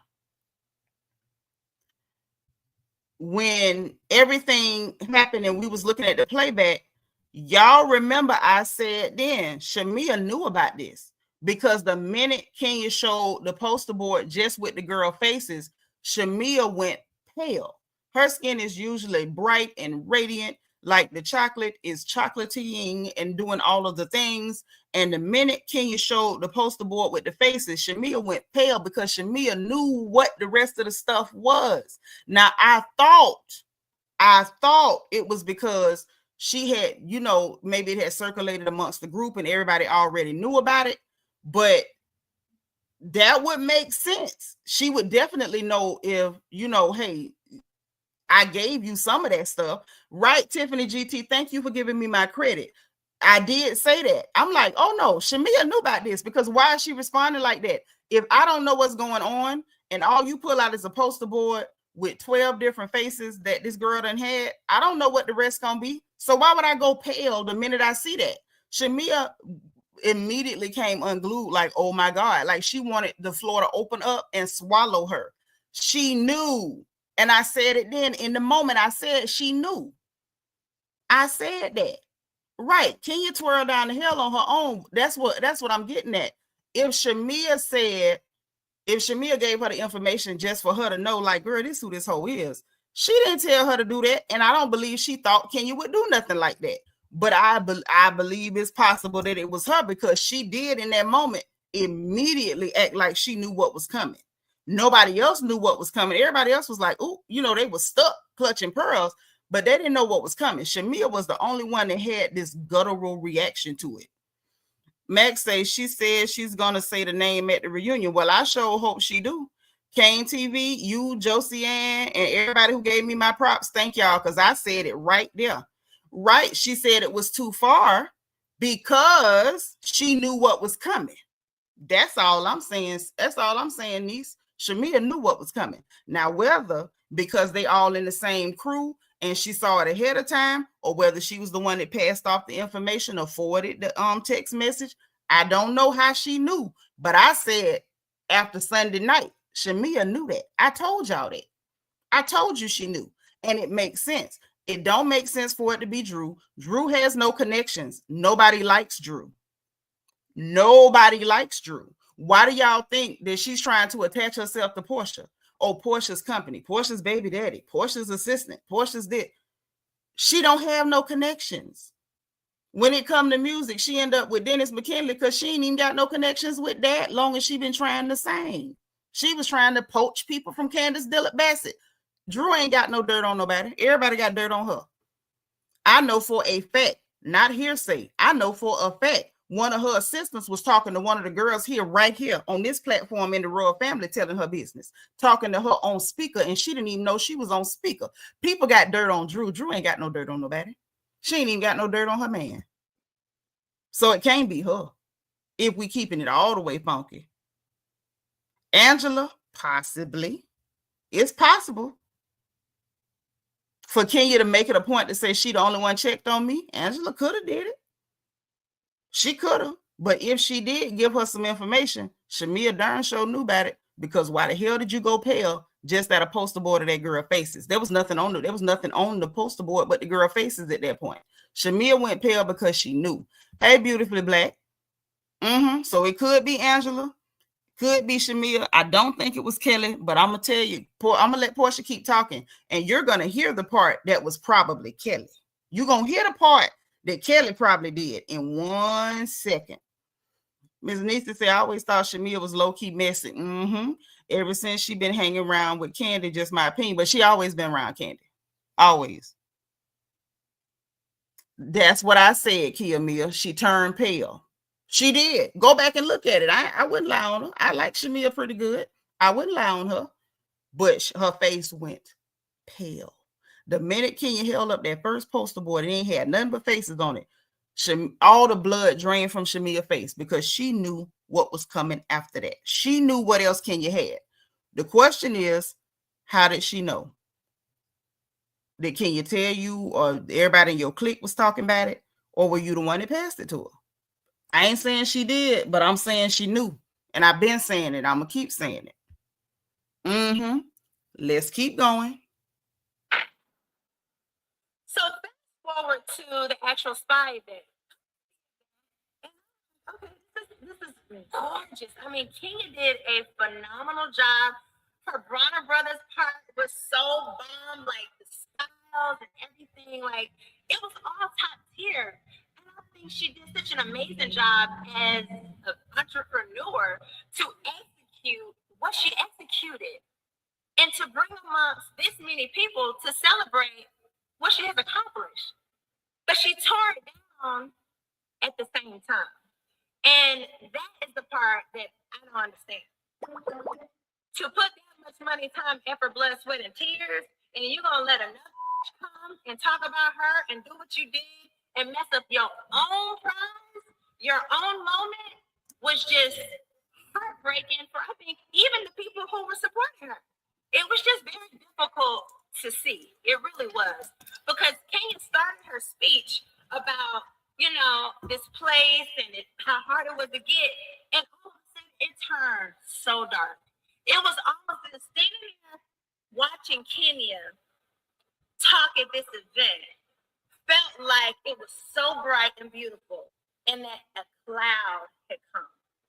And that it had got, like, physically, like my eyesight felt like this as Kenya started showing these poster boards.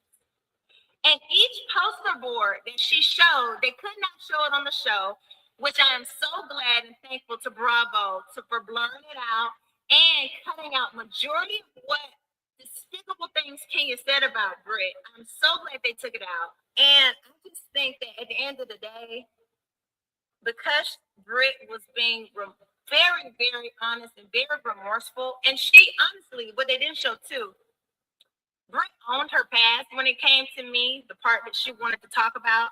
So she living her truth. Her husband knows her life, and it is what it is. He married her. He loves her. He has. Porsha, shut the hell up. We don't care about her husband knowing her life. We got people out here in social media land trying to figure out if her husband is her pimp. So we don't care if he know. The viewers want to know who the hell is on our screen. You know what I'm saying? Most of us who watch this show, we don't watch baddies for a reason. That ain't the caliber of women we want to be watching on our goddamn screens. That's number one. So stop with this. Oh, she living in her truth. She owned her husband. No, we don't care nothing about what he know. We don't. Like I said, we still ain't figured out if he her pimp or not. That's number one. Number two, she might have owned her truth, but that don't mean that somebody can't talk about what you did. Simple as that. Number three, all this, but because she was so remorseful, when you commit a crime, if you go to the courthouse and say you're remorseful, does that stop the judge from banging the gavel? Like all this, she's so remorseful. It's like she want to clean up for Kenya, but she heavily trying to clean up for Brit. And I'm sorry, there's no cleaning it up. There's no cleaning it up. That you being remorseful don't change nothing, and it don't change the way somebody respond to you for it. Kenya should not have done what she done. I feel like they gave you the information. You have to be intelligent enough to know what to do with that information. She could have tormented that girl for the whole season, and I would have been on board. The way she did it is where she pissed me off. You didn't have to do it like that. There was no reason to do that the way you did that. Like, there was no reason to do that. There was no reason to do that the way you did that. I told y'all Sunday night. It was either Sunday night or Monday when we was live. All Kenya had to do was print up flyers with all that girl faces on it and have it passed out at the event. Hey, I want y'all to enjoy yourselves. Make sure if you see any of these whores, they're not invited, knowing it's the same girl. And make sure somebody pass one to her too. If you see any of these hoes, get them out of here. Real simple. Because at that point, it's just all your different faces. It would have been enough to shake her cage, rattle her feathers, keep her razzle-dazzle. You ain't had to go all the way to showing cornucopia material. Like, you ain't had to do all that. DS says she'd have mail out postcards. I would have too. I'd have printed t-shirts and might have rented a billboard right there on Peachtree with the caption, "Have you seen any of these whores?" There was no reason for Kenya to take the information and do what she did with it. It's like that's a case of having material or having the resources and not knowing what to do with it. You had everything you needed to torment the hell out of this hooker who threatened you with a firearm, and you had every right to do it. You had every right to do it. But I keep telling y'all, Kenya ain't smart. Kenya was so dumb, she didn't even know what to do with what she had. She thought the thing to do was to blow up the pictures and put them on poster boards. Like, this what you came up with? Girl, you better not never get into it with no real girls, because you gonna be over there chewing on Prozac. You gonna be chewing on alprazolam. I can tell you. Sis says, Shamia said Brit was not remorseful and she wished Kenya was there and not Brit. Right, because Brit was not remorseful. She went on a podcast with her husband / possibly pimp bragging about getting Kenya off the show. That's not somebody who's remorseful for making threats of gun violence. She pretended to be remorseful to stay on the show, is what she did. Belicious says not an underage part is where were these the Maxim or those type of magazines? Kenya wouldn't know that if it was published. That's true, but let's go. Yeah, messed up her event because she couldn't use her head. But hold on, let's go. Respect for her. And you meet people where they are. And you don't judge people by their past in that way. Baby, this is real life. We judge people. And go. Everybody started to walk out when she started to show some of the really vulgar pictures at the time. All of us that were blown up like this big. I'm talking about huge. Like, I mean, I was like, what printing company printed this out? Like, who even did this for her? Oh, I mean, I was like, shit, do this jump out printing at her house? How did she do? How can you do this? She tore a team with her when she twirled down the hair, because how did you get all of this stuff printed out? Who did this research? Who did it? Besides the housewife that gave you the footage, who did all this? Oh my God. But it was a lot. We all walked out. We all left. And we all just felt like, you know what? We're done with the situation. Production, y'all need to deal with Kenya. Like, production, y'all need to deal with Kenya, and y'all need to deal with Brit. Both of them need to be, this situation has to be handled on y'all's end. You know what I'm saying? So for me, I really didn't want to say too much on either side because I'm just confused with all of it. I'm like, this is just too much. This just done hit the damn fan.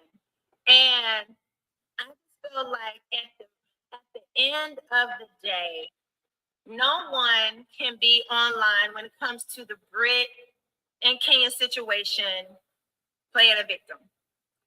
Both women played a part. That's fair, because neither one of them are victims. Brit darn sure ain't no victim. And Kenya, use a victim of yourself. Like, this is where I say Kenya lacks common sense. She lacks the ability to compartmentalize. Like, she's not self-aware, and she's not able to put things where they go, put things in their place. The executives and production was wrong for not dealing with Brit Eady immediately after the gun threats. Period. Right? But everything Kenya did after that, that was all you. Hey, A, that was all you. It's no justice for Kenya, darling. You're off that show because Brit Eady was able to go get a lawyer because you took it where you took it.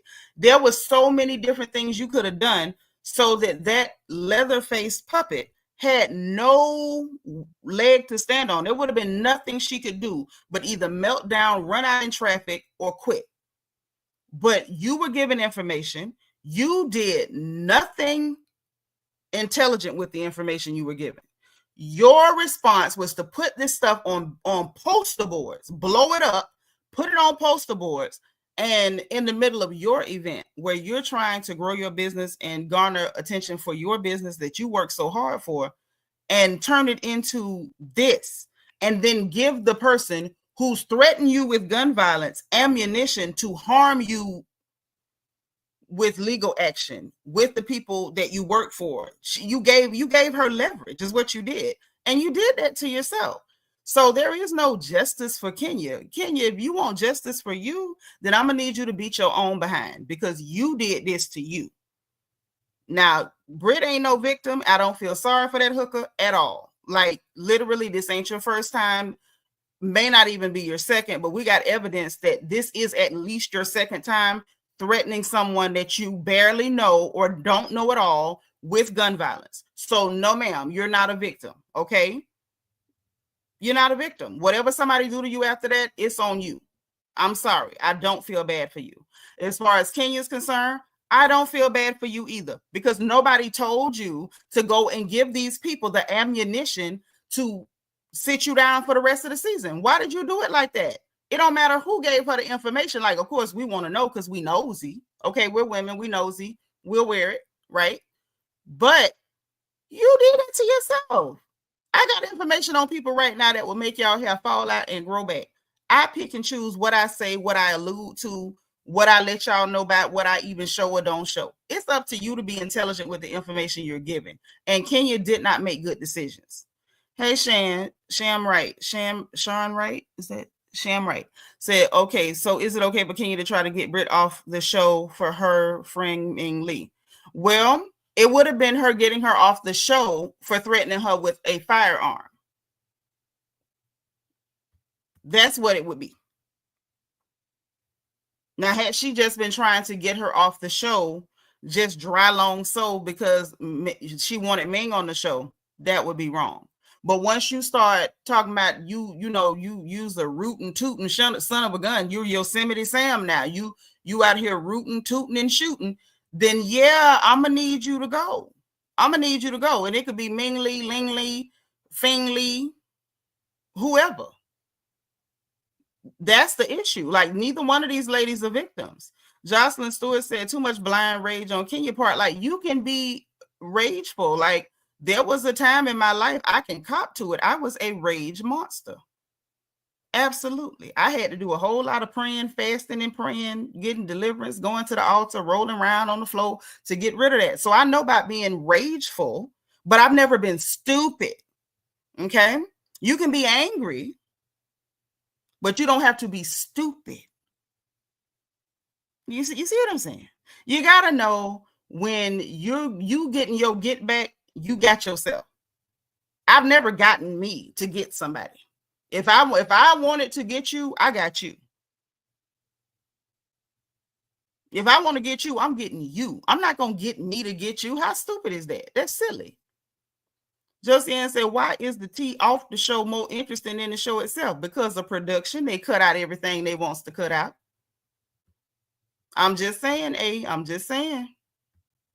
Makeup Addict said maybe it was Shamia who gave her the info and Bertha found out, and that's why she talked bad about her child. Now y'all call the girl Bertha earlier. What y'all call that girl earlier? Y'all call her something. I'm done. Maybe that is why she said something about Shamia's baby, because I was trying to figure out why on earth is she talking about Shamia's baby? Like, are you okay? No. And I was wondering, if she done said something messed up about Lil Shallow, why Porsha cool with her? I was like, what's that about? Maybe because she feel like, okay, that was messed up, but you know why the girl said it. I don't know. Let's get back into it.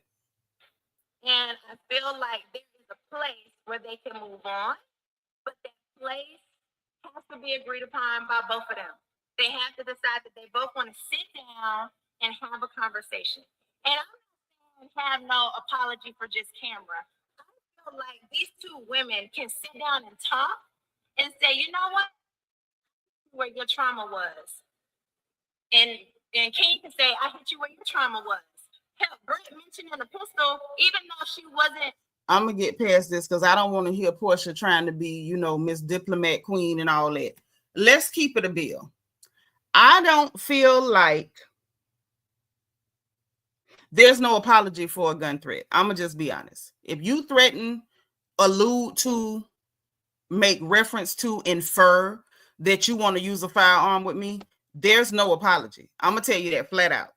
Okay? Because I am from Ocala. I'm going to tell you flat out. Ain't no apology.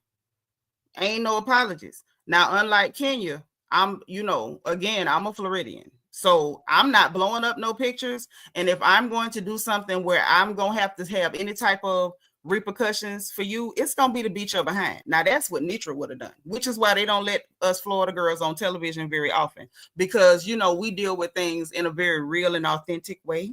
And the very real and authentic way to deal with that would have been to grab her by her leather face and drag her down the street. I'd have stomped her all about her head, neck, shoulders.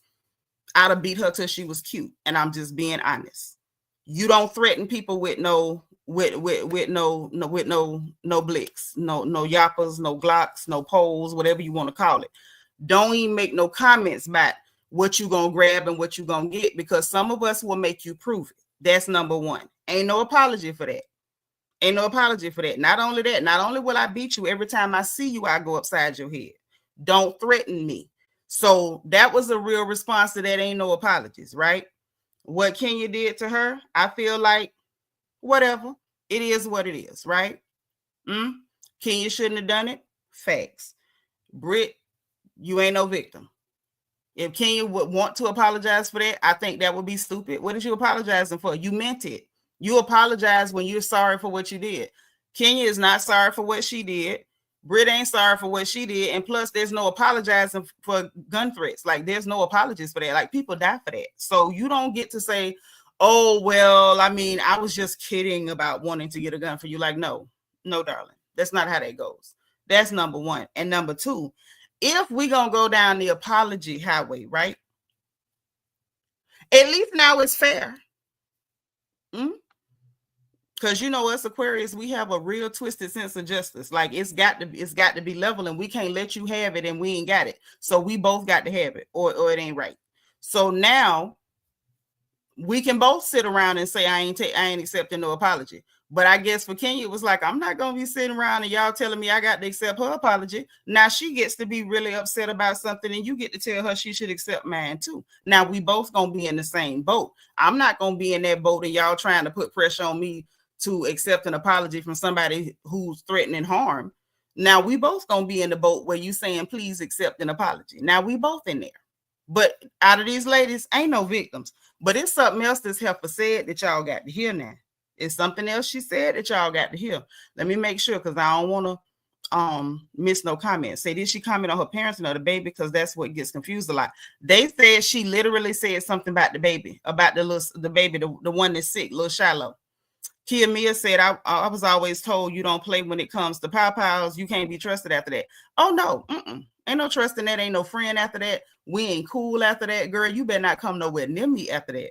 Her say, why would Porsha be so cool with Brit after speaking on Shamia Child? Now, that's what I'm trying to figure out, niece.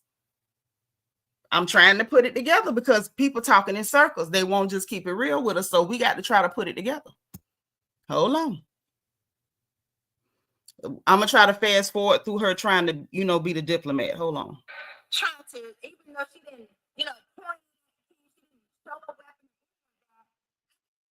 mentioning girl, shut up. Acknowledge what they both did in some kind of way. You know what I'm saying? And I feel like they can sit down. Girl, shut up. That Kenya has ever done. This episode is the most more honest. And I think that we got to find a place to move on. I think that Kenya should come back next season and do that. And Brit should sit down, be open enough to hear her as well. So we'll see what happens between the two of them. But, we lost Kenya for the rest of the season after that. And it was very unfortunate, because I had great plans for us, you know what I'm saying? And I still have great plans for us when she comes back next year. Or if she comes back next year. I hope she comes back next year. But we'll just see what ends up happening with that. And I don't want anybody fired. Definitely want it just for somebody to be maybe reprimanded, maybe some episodes or suspended or whatever. But there's the housewife, again, who is not the same one, but there's the housewife. Listen, not the same one. I want y'all to listen. Remember, we got one that gave up some of the nasty footage. Now there's another one that she talking. This is a different one. This is the one I think is Kelly. Listen, y'all. That's still on the show right now. That went several times to try to get Kenya fired. And boom. Went several times to try to get Kenya fired. Several times. That's crazy to me. Because how you gonna do that? How you never call for somebody to get fired? I mean, at the end of the day, we all working, trying to make a living for our kids and our families, and I would never, at the end of the day, call for nobody to get fired. Okay? But this person went behind closed doors and asked for Kenya to be fired multiple times. And this person is still on the show. And it's really funny because I think that's Kelly. That part, I think, is Kelly. That other part, I believe that's either Angela or Shamil. I'm sorry. I think that's Kelly. I believe this is Kelly. Was trying to be loyal, which is why she was on social media a few days ago talking about defending somebody only to find out why nobody likes them. Yeah, you did more than defend her, didn't you? DS said that sounds like something Miss Waffles and Syrup would do. With her corny self. I don't like her either. Yeah, anyway. We'll save that for later. That'll come out later. But she said that'll come out later. Girl, come on, tell it now. I hate when people do that. Don't tell us part of it and don't tell all of it. So that's where that one stopped.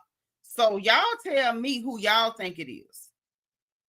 Y'all tell me who y'all think it is. I'm telling you right now. I believe that this one is Kelly. That first one, I'm not sure. I don't know who that was that gave up some of them pictures because she said that someone was underage, nasty pictures or whatever. And I'm just like, woo, girl, your mama really ain't like you. But I believe it's either Angela or Shamil. That might be why, Kenya said Angela only one reached out because maybe Angela was the one that gave her the dirt on the girl, or I don't know. Because Angela was a little different when they was over at Shamil's house. Brit say, yeah, I bet she feels silly now. Brit calling her a hobbit next episode. Well, I mean, she is from the Shire. I didn't even know she called her a hobbit, but she do look like she's, Master Baggins from the Shire. But listen, if y'all think back, it was just Sunday, okay? Just Sunday. Angela was a little different when she was over to Shamil's house, wasn't she? She was a little different over there, wasn't she? Remember when Brit went trying to say, well, I mean, you understood. You said you seen it. She said, no, I was just being on your side. So I wrote the question. You said that's how she made you feel. So I wrote the question. And then production played back that Angela never did tell her, oh, I saw Kenya treating you like that. She was just like, I felt like that before. It was like she had a little bit of bass in her voice. And she was like drawing a hard line in the sand, like, oh, I'm not with you. I'm not with you.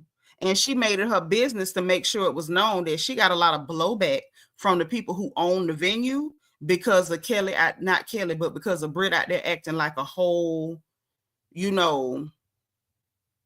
project baby, hoot nanny psychopath. It could have been Angela. I'm just saying it could have been Angela.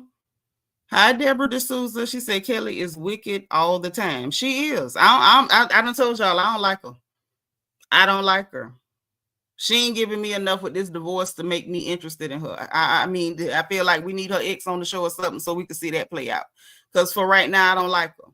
But I do believe she the one went to them people to try to get that lady fired, knowing she got a child to feed. You got 4 to take care of over there, and that man trying to take your money to shut down your restaurants, and according to you, was beating your tail, having the police come to your house, and you sleeping in closets and whatnot.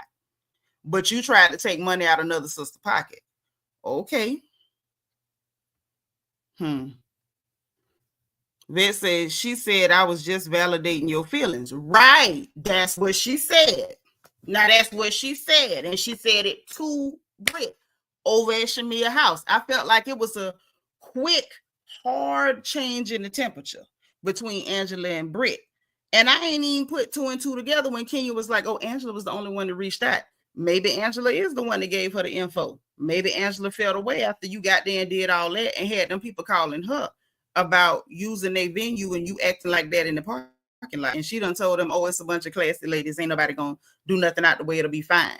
And then people calling like, well, do we need to send extra security? Because what y'all got going on in the parking lot? Only for Porsha to get on here and play in our face and act like, oh, she was just saying, that to her husband and to Kelly. No, she said it loud enough and showed out bad enough that the people who own the venue reached out to Angela. I don't know what y'all think about it, but I'm going to tell you, to me, it look a little funny. Now, I want to get to where y'all can hear what she said in the first one, because this one ain't gonna take long. That's why I left it for last. Okay. That's why. Wait. Before I get to that, let's get to this little exchange that Kenya and Porsha done had online, because they done had an exchange online since Porsha did her video. Let me pull it up. Cha. What us gonna do? What us gonna do?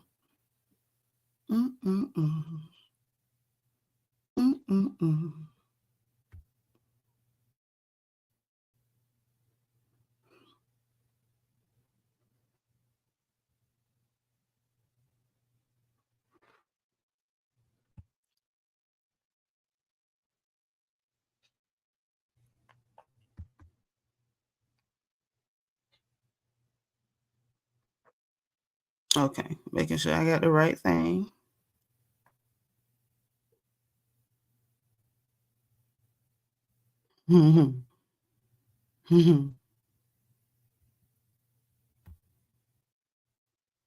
Okay, good. Now let's share this screen.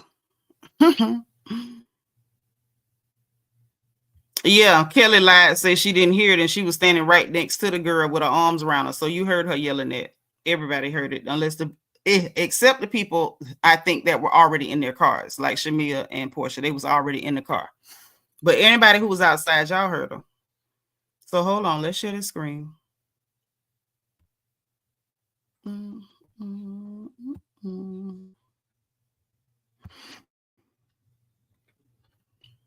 So the people on the blogs, they went and you know, clipped up parts from Porsha's live, right? And so Kenya goes, absolutely no one in the show gave me anything, and stop using my situation for clickbait, which I thought was interesting. Like, Kenya, don't say she using it for clickbait. Everybody talking about it. Everybody gonna talk about you, Kenya. If you didn't want us talking, you shouldn't have made the poster boys, girl. That's number one. So Porsha responds back and said, that's a lie. We talked day and night, and I personally went to the network / production and fought for you before you showed and fought for you. So apparently Porsha went to them people on her behalf about Brit with the gun threats, right? Before you showed her underage explicit pics. I also went after as well because I was hurt. You had to leave. So I went back to try to make them, you know, not do what they did with you, right?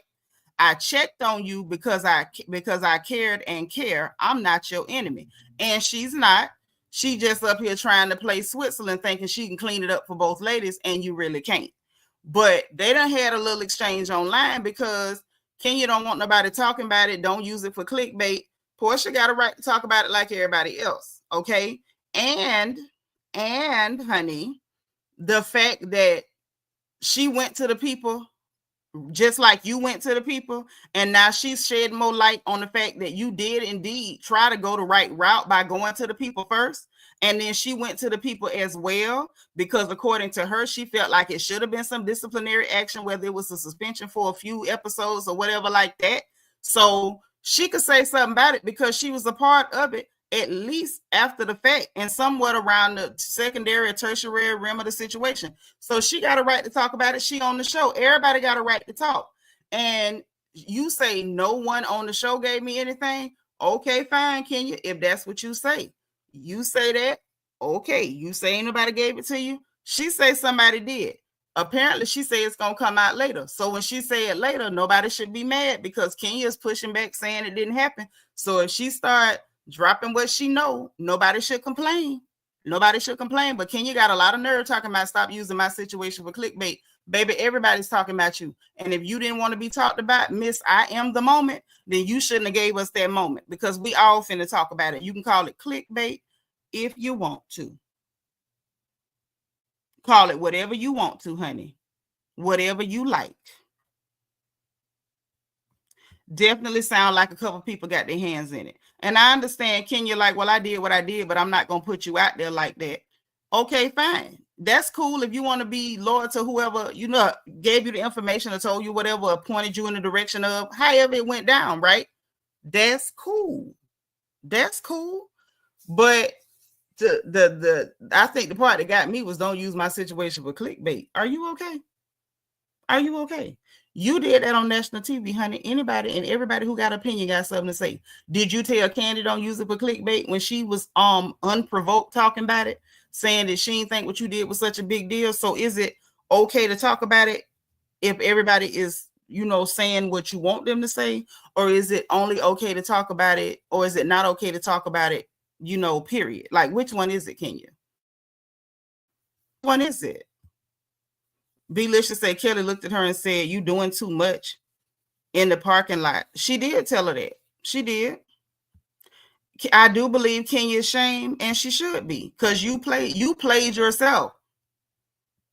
You played yourself. We would have got all your confessionals and you'd have still been on that show, because we don't want to have to look at Madam the Puppet and the Hobbit the rest of the season. Like, that's what we got to deal with.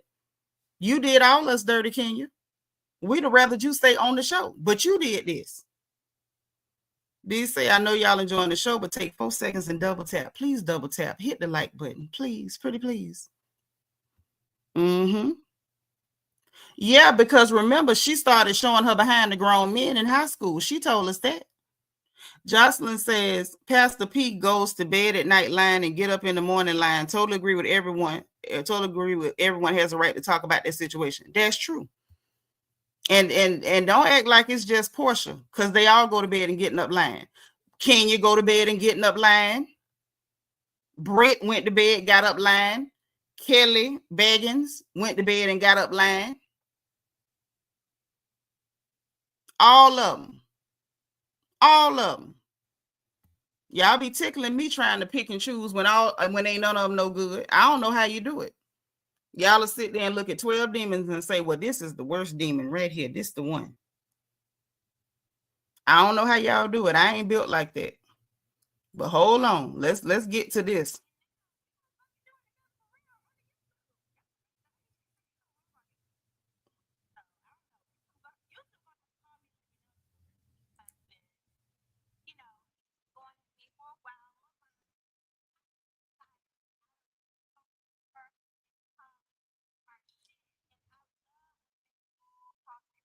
I'm trying to get to the part where she tell us about what she know about Drew, Dennis, and Ralph. Hold on, I'm getting it.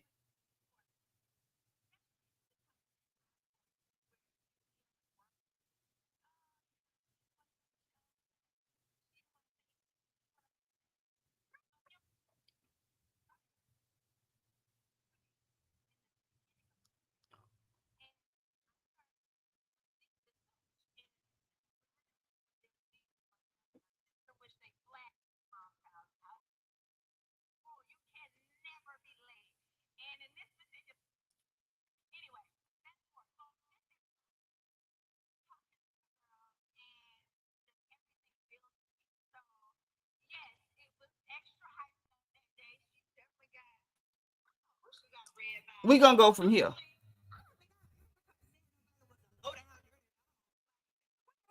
From back for that read, like, but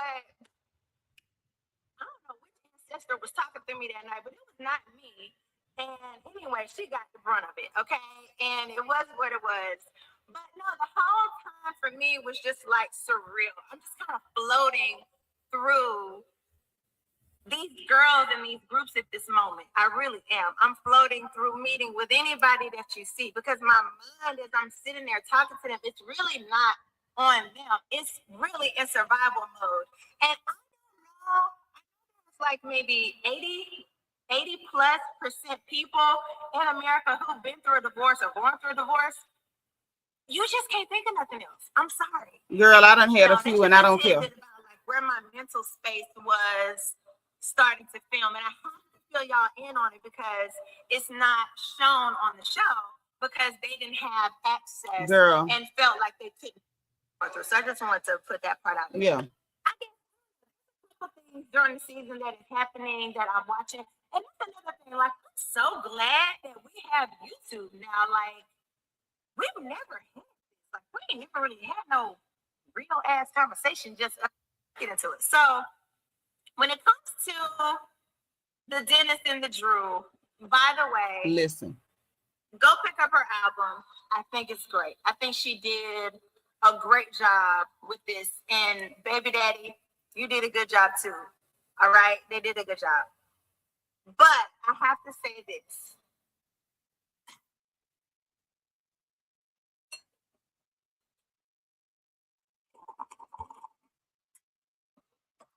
Hey, Nay. Mm-hmm.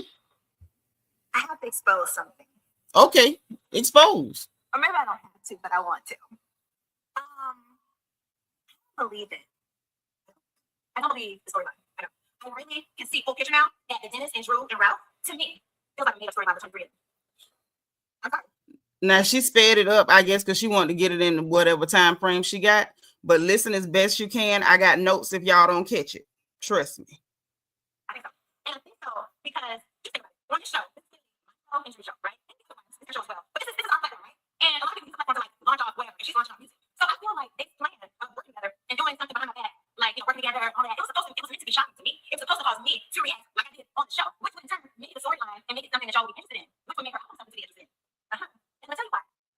There's no reason that Drew, who could never take me, told me they didn't want to be filming together working. And at the end of the day, when it comes to the whether they slept together and all that, that's not business. I never did anything personal like this who he's doing, and I was like, he don't need to be in my life. We don't do that. I'm talking about like what would piss me off. What's up with Porsha? Working with someone she's working with, it's just personal. It's not like whether they want to be together, whether you choose, and it's how it works out for you guys. Great. We have nothing to choose, we don't fall in love with, and whatever. It's like if it happens, write it. Okay, go write it. And who's going to if you do it, when put out. Come on, you look at the end of the divorce, it's time you're feeling it, agreement with waiting on the judge. It's like right now, so okay, don't judge me either. Okay, it is what it is. And I feel like we're going to do what they want to do, that's fine. But he knows he'll be upset. He will be upset if I want to work with this person and talk about it. Like, he'll be mad. She didn't talk about it. She was upset about it. About it on the show. Give him an opportunity to possibly talk about her on the show. I slowed it down. It makes sense. You say she was dragging my ass to drag anybody. Baby daddy, okay? And Katie said if anybody Mikey Mark with the nose ring, she was gonna have a problem with that. So come on now, let's just be honest. It is what it is. It's just crazy. It's like a weird energy. But the part where I think it's fake because they got me to react. It worked, clearly. I mean, if anybody can get, touch the nerve with Porsha, it's going to be Dennis at the end of the day. There's some trauma there. There's some love there. Look, he can get to you, okay? Your daddy can always poke whatever he needs to poke. When I was at Porsha, I was in Porsha, and I saw Ralph. And Ralph was like, Porsha, he was like, I'm good. And I was like, y'all straight? He was like, what you mean? I was like, you're not straight. He was like, no, man, I don't really understand what's going on with that. I don't really know. I said, you don't really know that y'all are not cool? He was like, I don't know, we ain't cool. And I said, okay, all right. I said, well, I thought y'all would have been passed by now. I thought y'all would have talked about it. He said, no. I said, okay, all right. No problem. Fast forward, Dennis texted me, and he's like, what do you say? Drew is really upset. And I was like, what she upset about? He's like, she got some flowers at the house, and Ralph thinks they're from me. And I said, huh? I'm like, what are you telling me this for? He was like, I mean, just in case you want to use it for storyline. I said, nobody gives a fuck about Drew right now. Y'all supposed to try to take nigga out of there. She said that. Did you like, okay, that was weird. Fast forward again, and Atlanta had their very first premiere party. Y'all remember that? We had our very first premiere party for our show. And I sent Dennis a message like, hey, you need to come to the premiere party.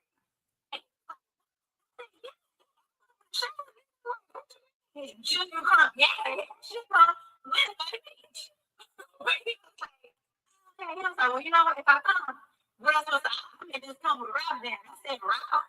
He was like, Ralph was beefing me. He said, me? Why was I beefing Ralph? I said, yeah, he said, no. I said, okay. I said, this man up for that, he said he was beefing with him. So I said, okay, all right, I got it. I see what's going on. This was all set up. This was all set up to sell this music, okay? And everybody is in on it at the end of the day. And they're just using it. So I'm leave it there. But that's what I think.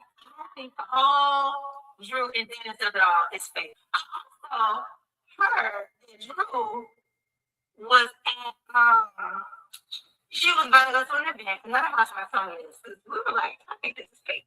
Another housewife was like, oh, there's this event coming up, and Drew was like, oh, she was like, what is that?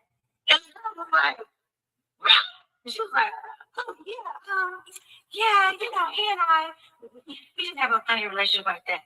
So I'm looking at the person. I'm thinking right now, everybody, my strange husband's in that.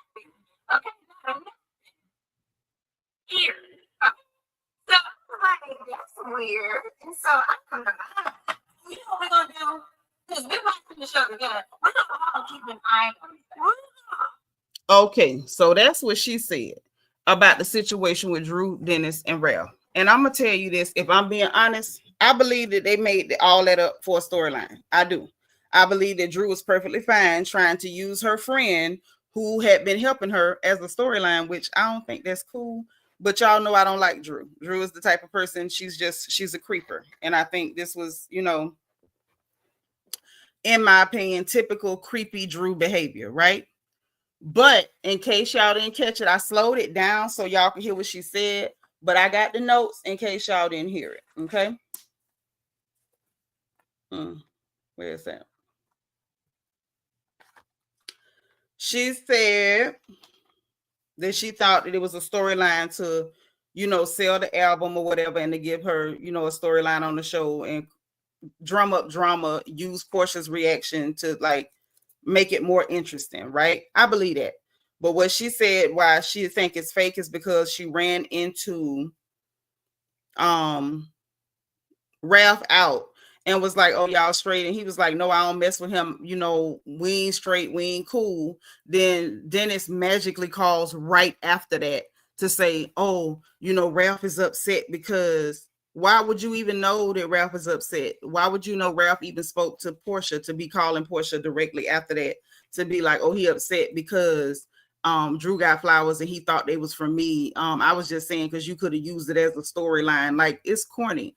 Dennis, you're not really a part of the show, which is why the baby daddies should not be brought into the show. Like that whole thing was creepy. But like I told y'all before, Drew's a dummy, is a creep. So I'm not shocked, right?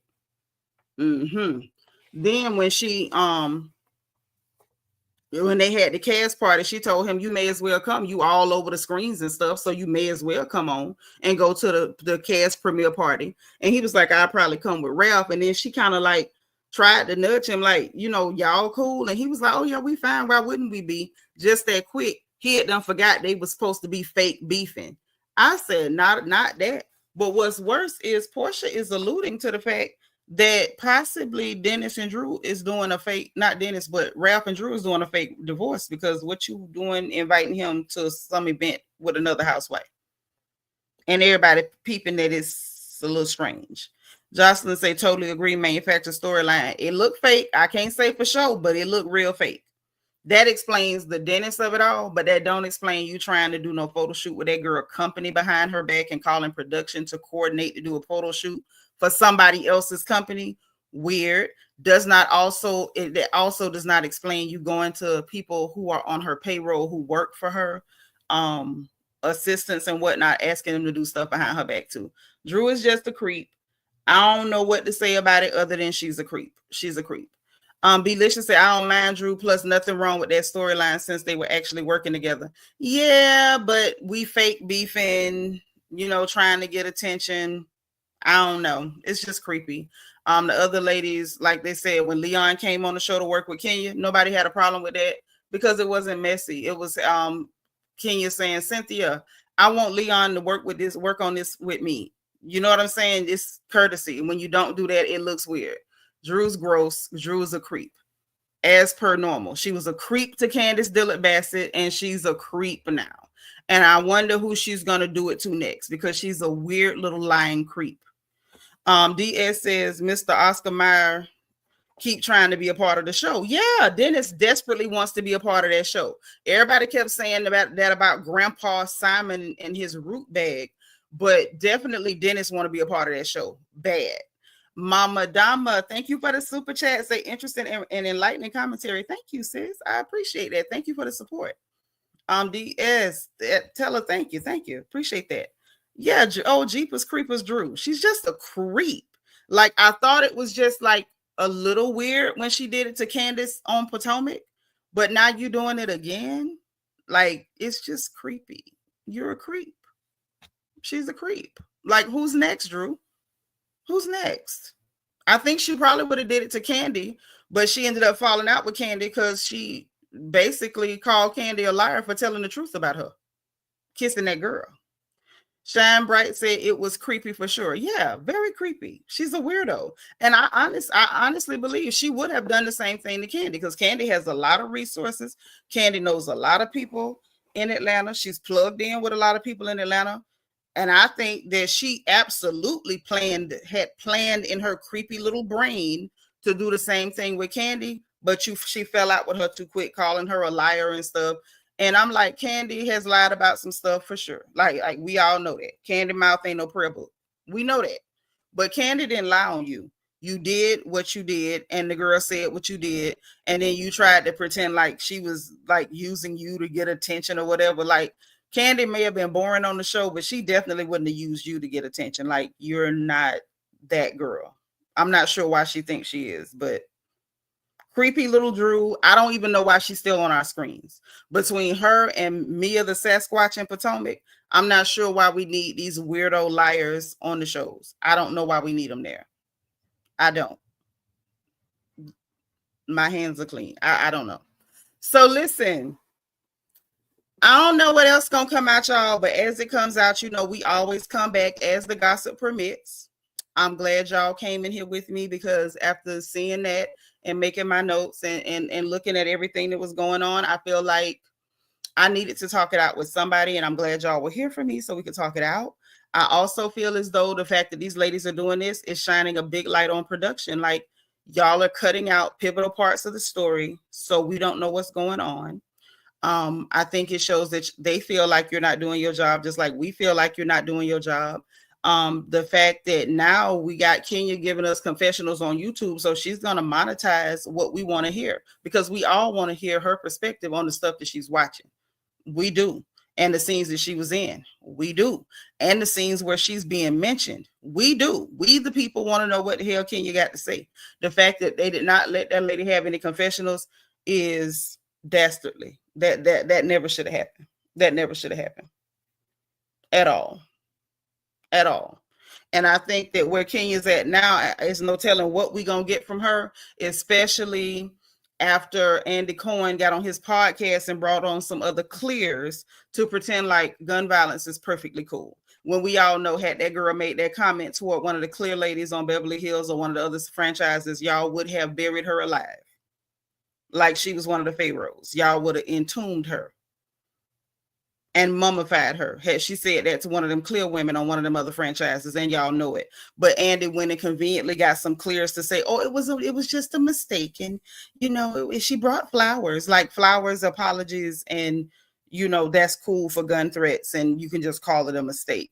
But, you know, the pictures was the end of the world, and calling it actual assault, mind you, with Andy actually being accused of actual assault. You know what I'm saying? So, you know, after that, we don't know what we're going to get from Kenya because we know she is really in another headspace and she's trying to level playing fields with people and she's willing to go all out to do it. So we don't know what we're going to get from her.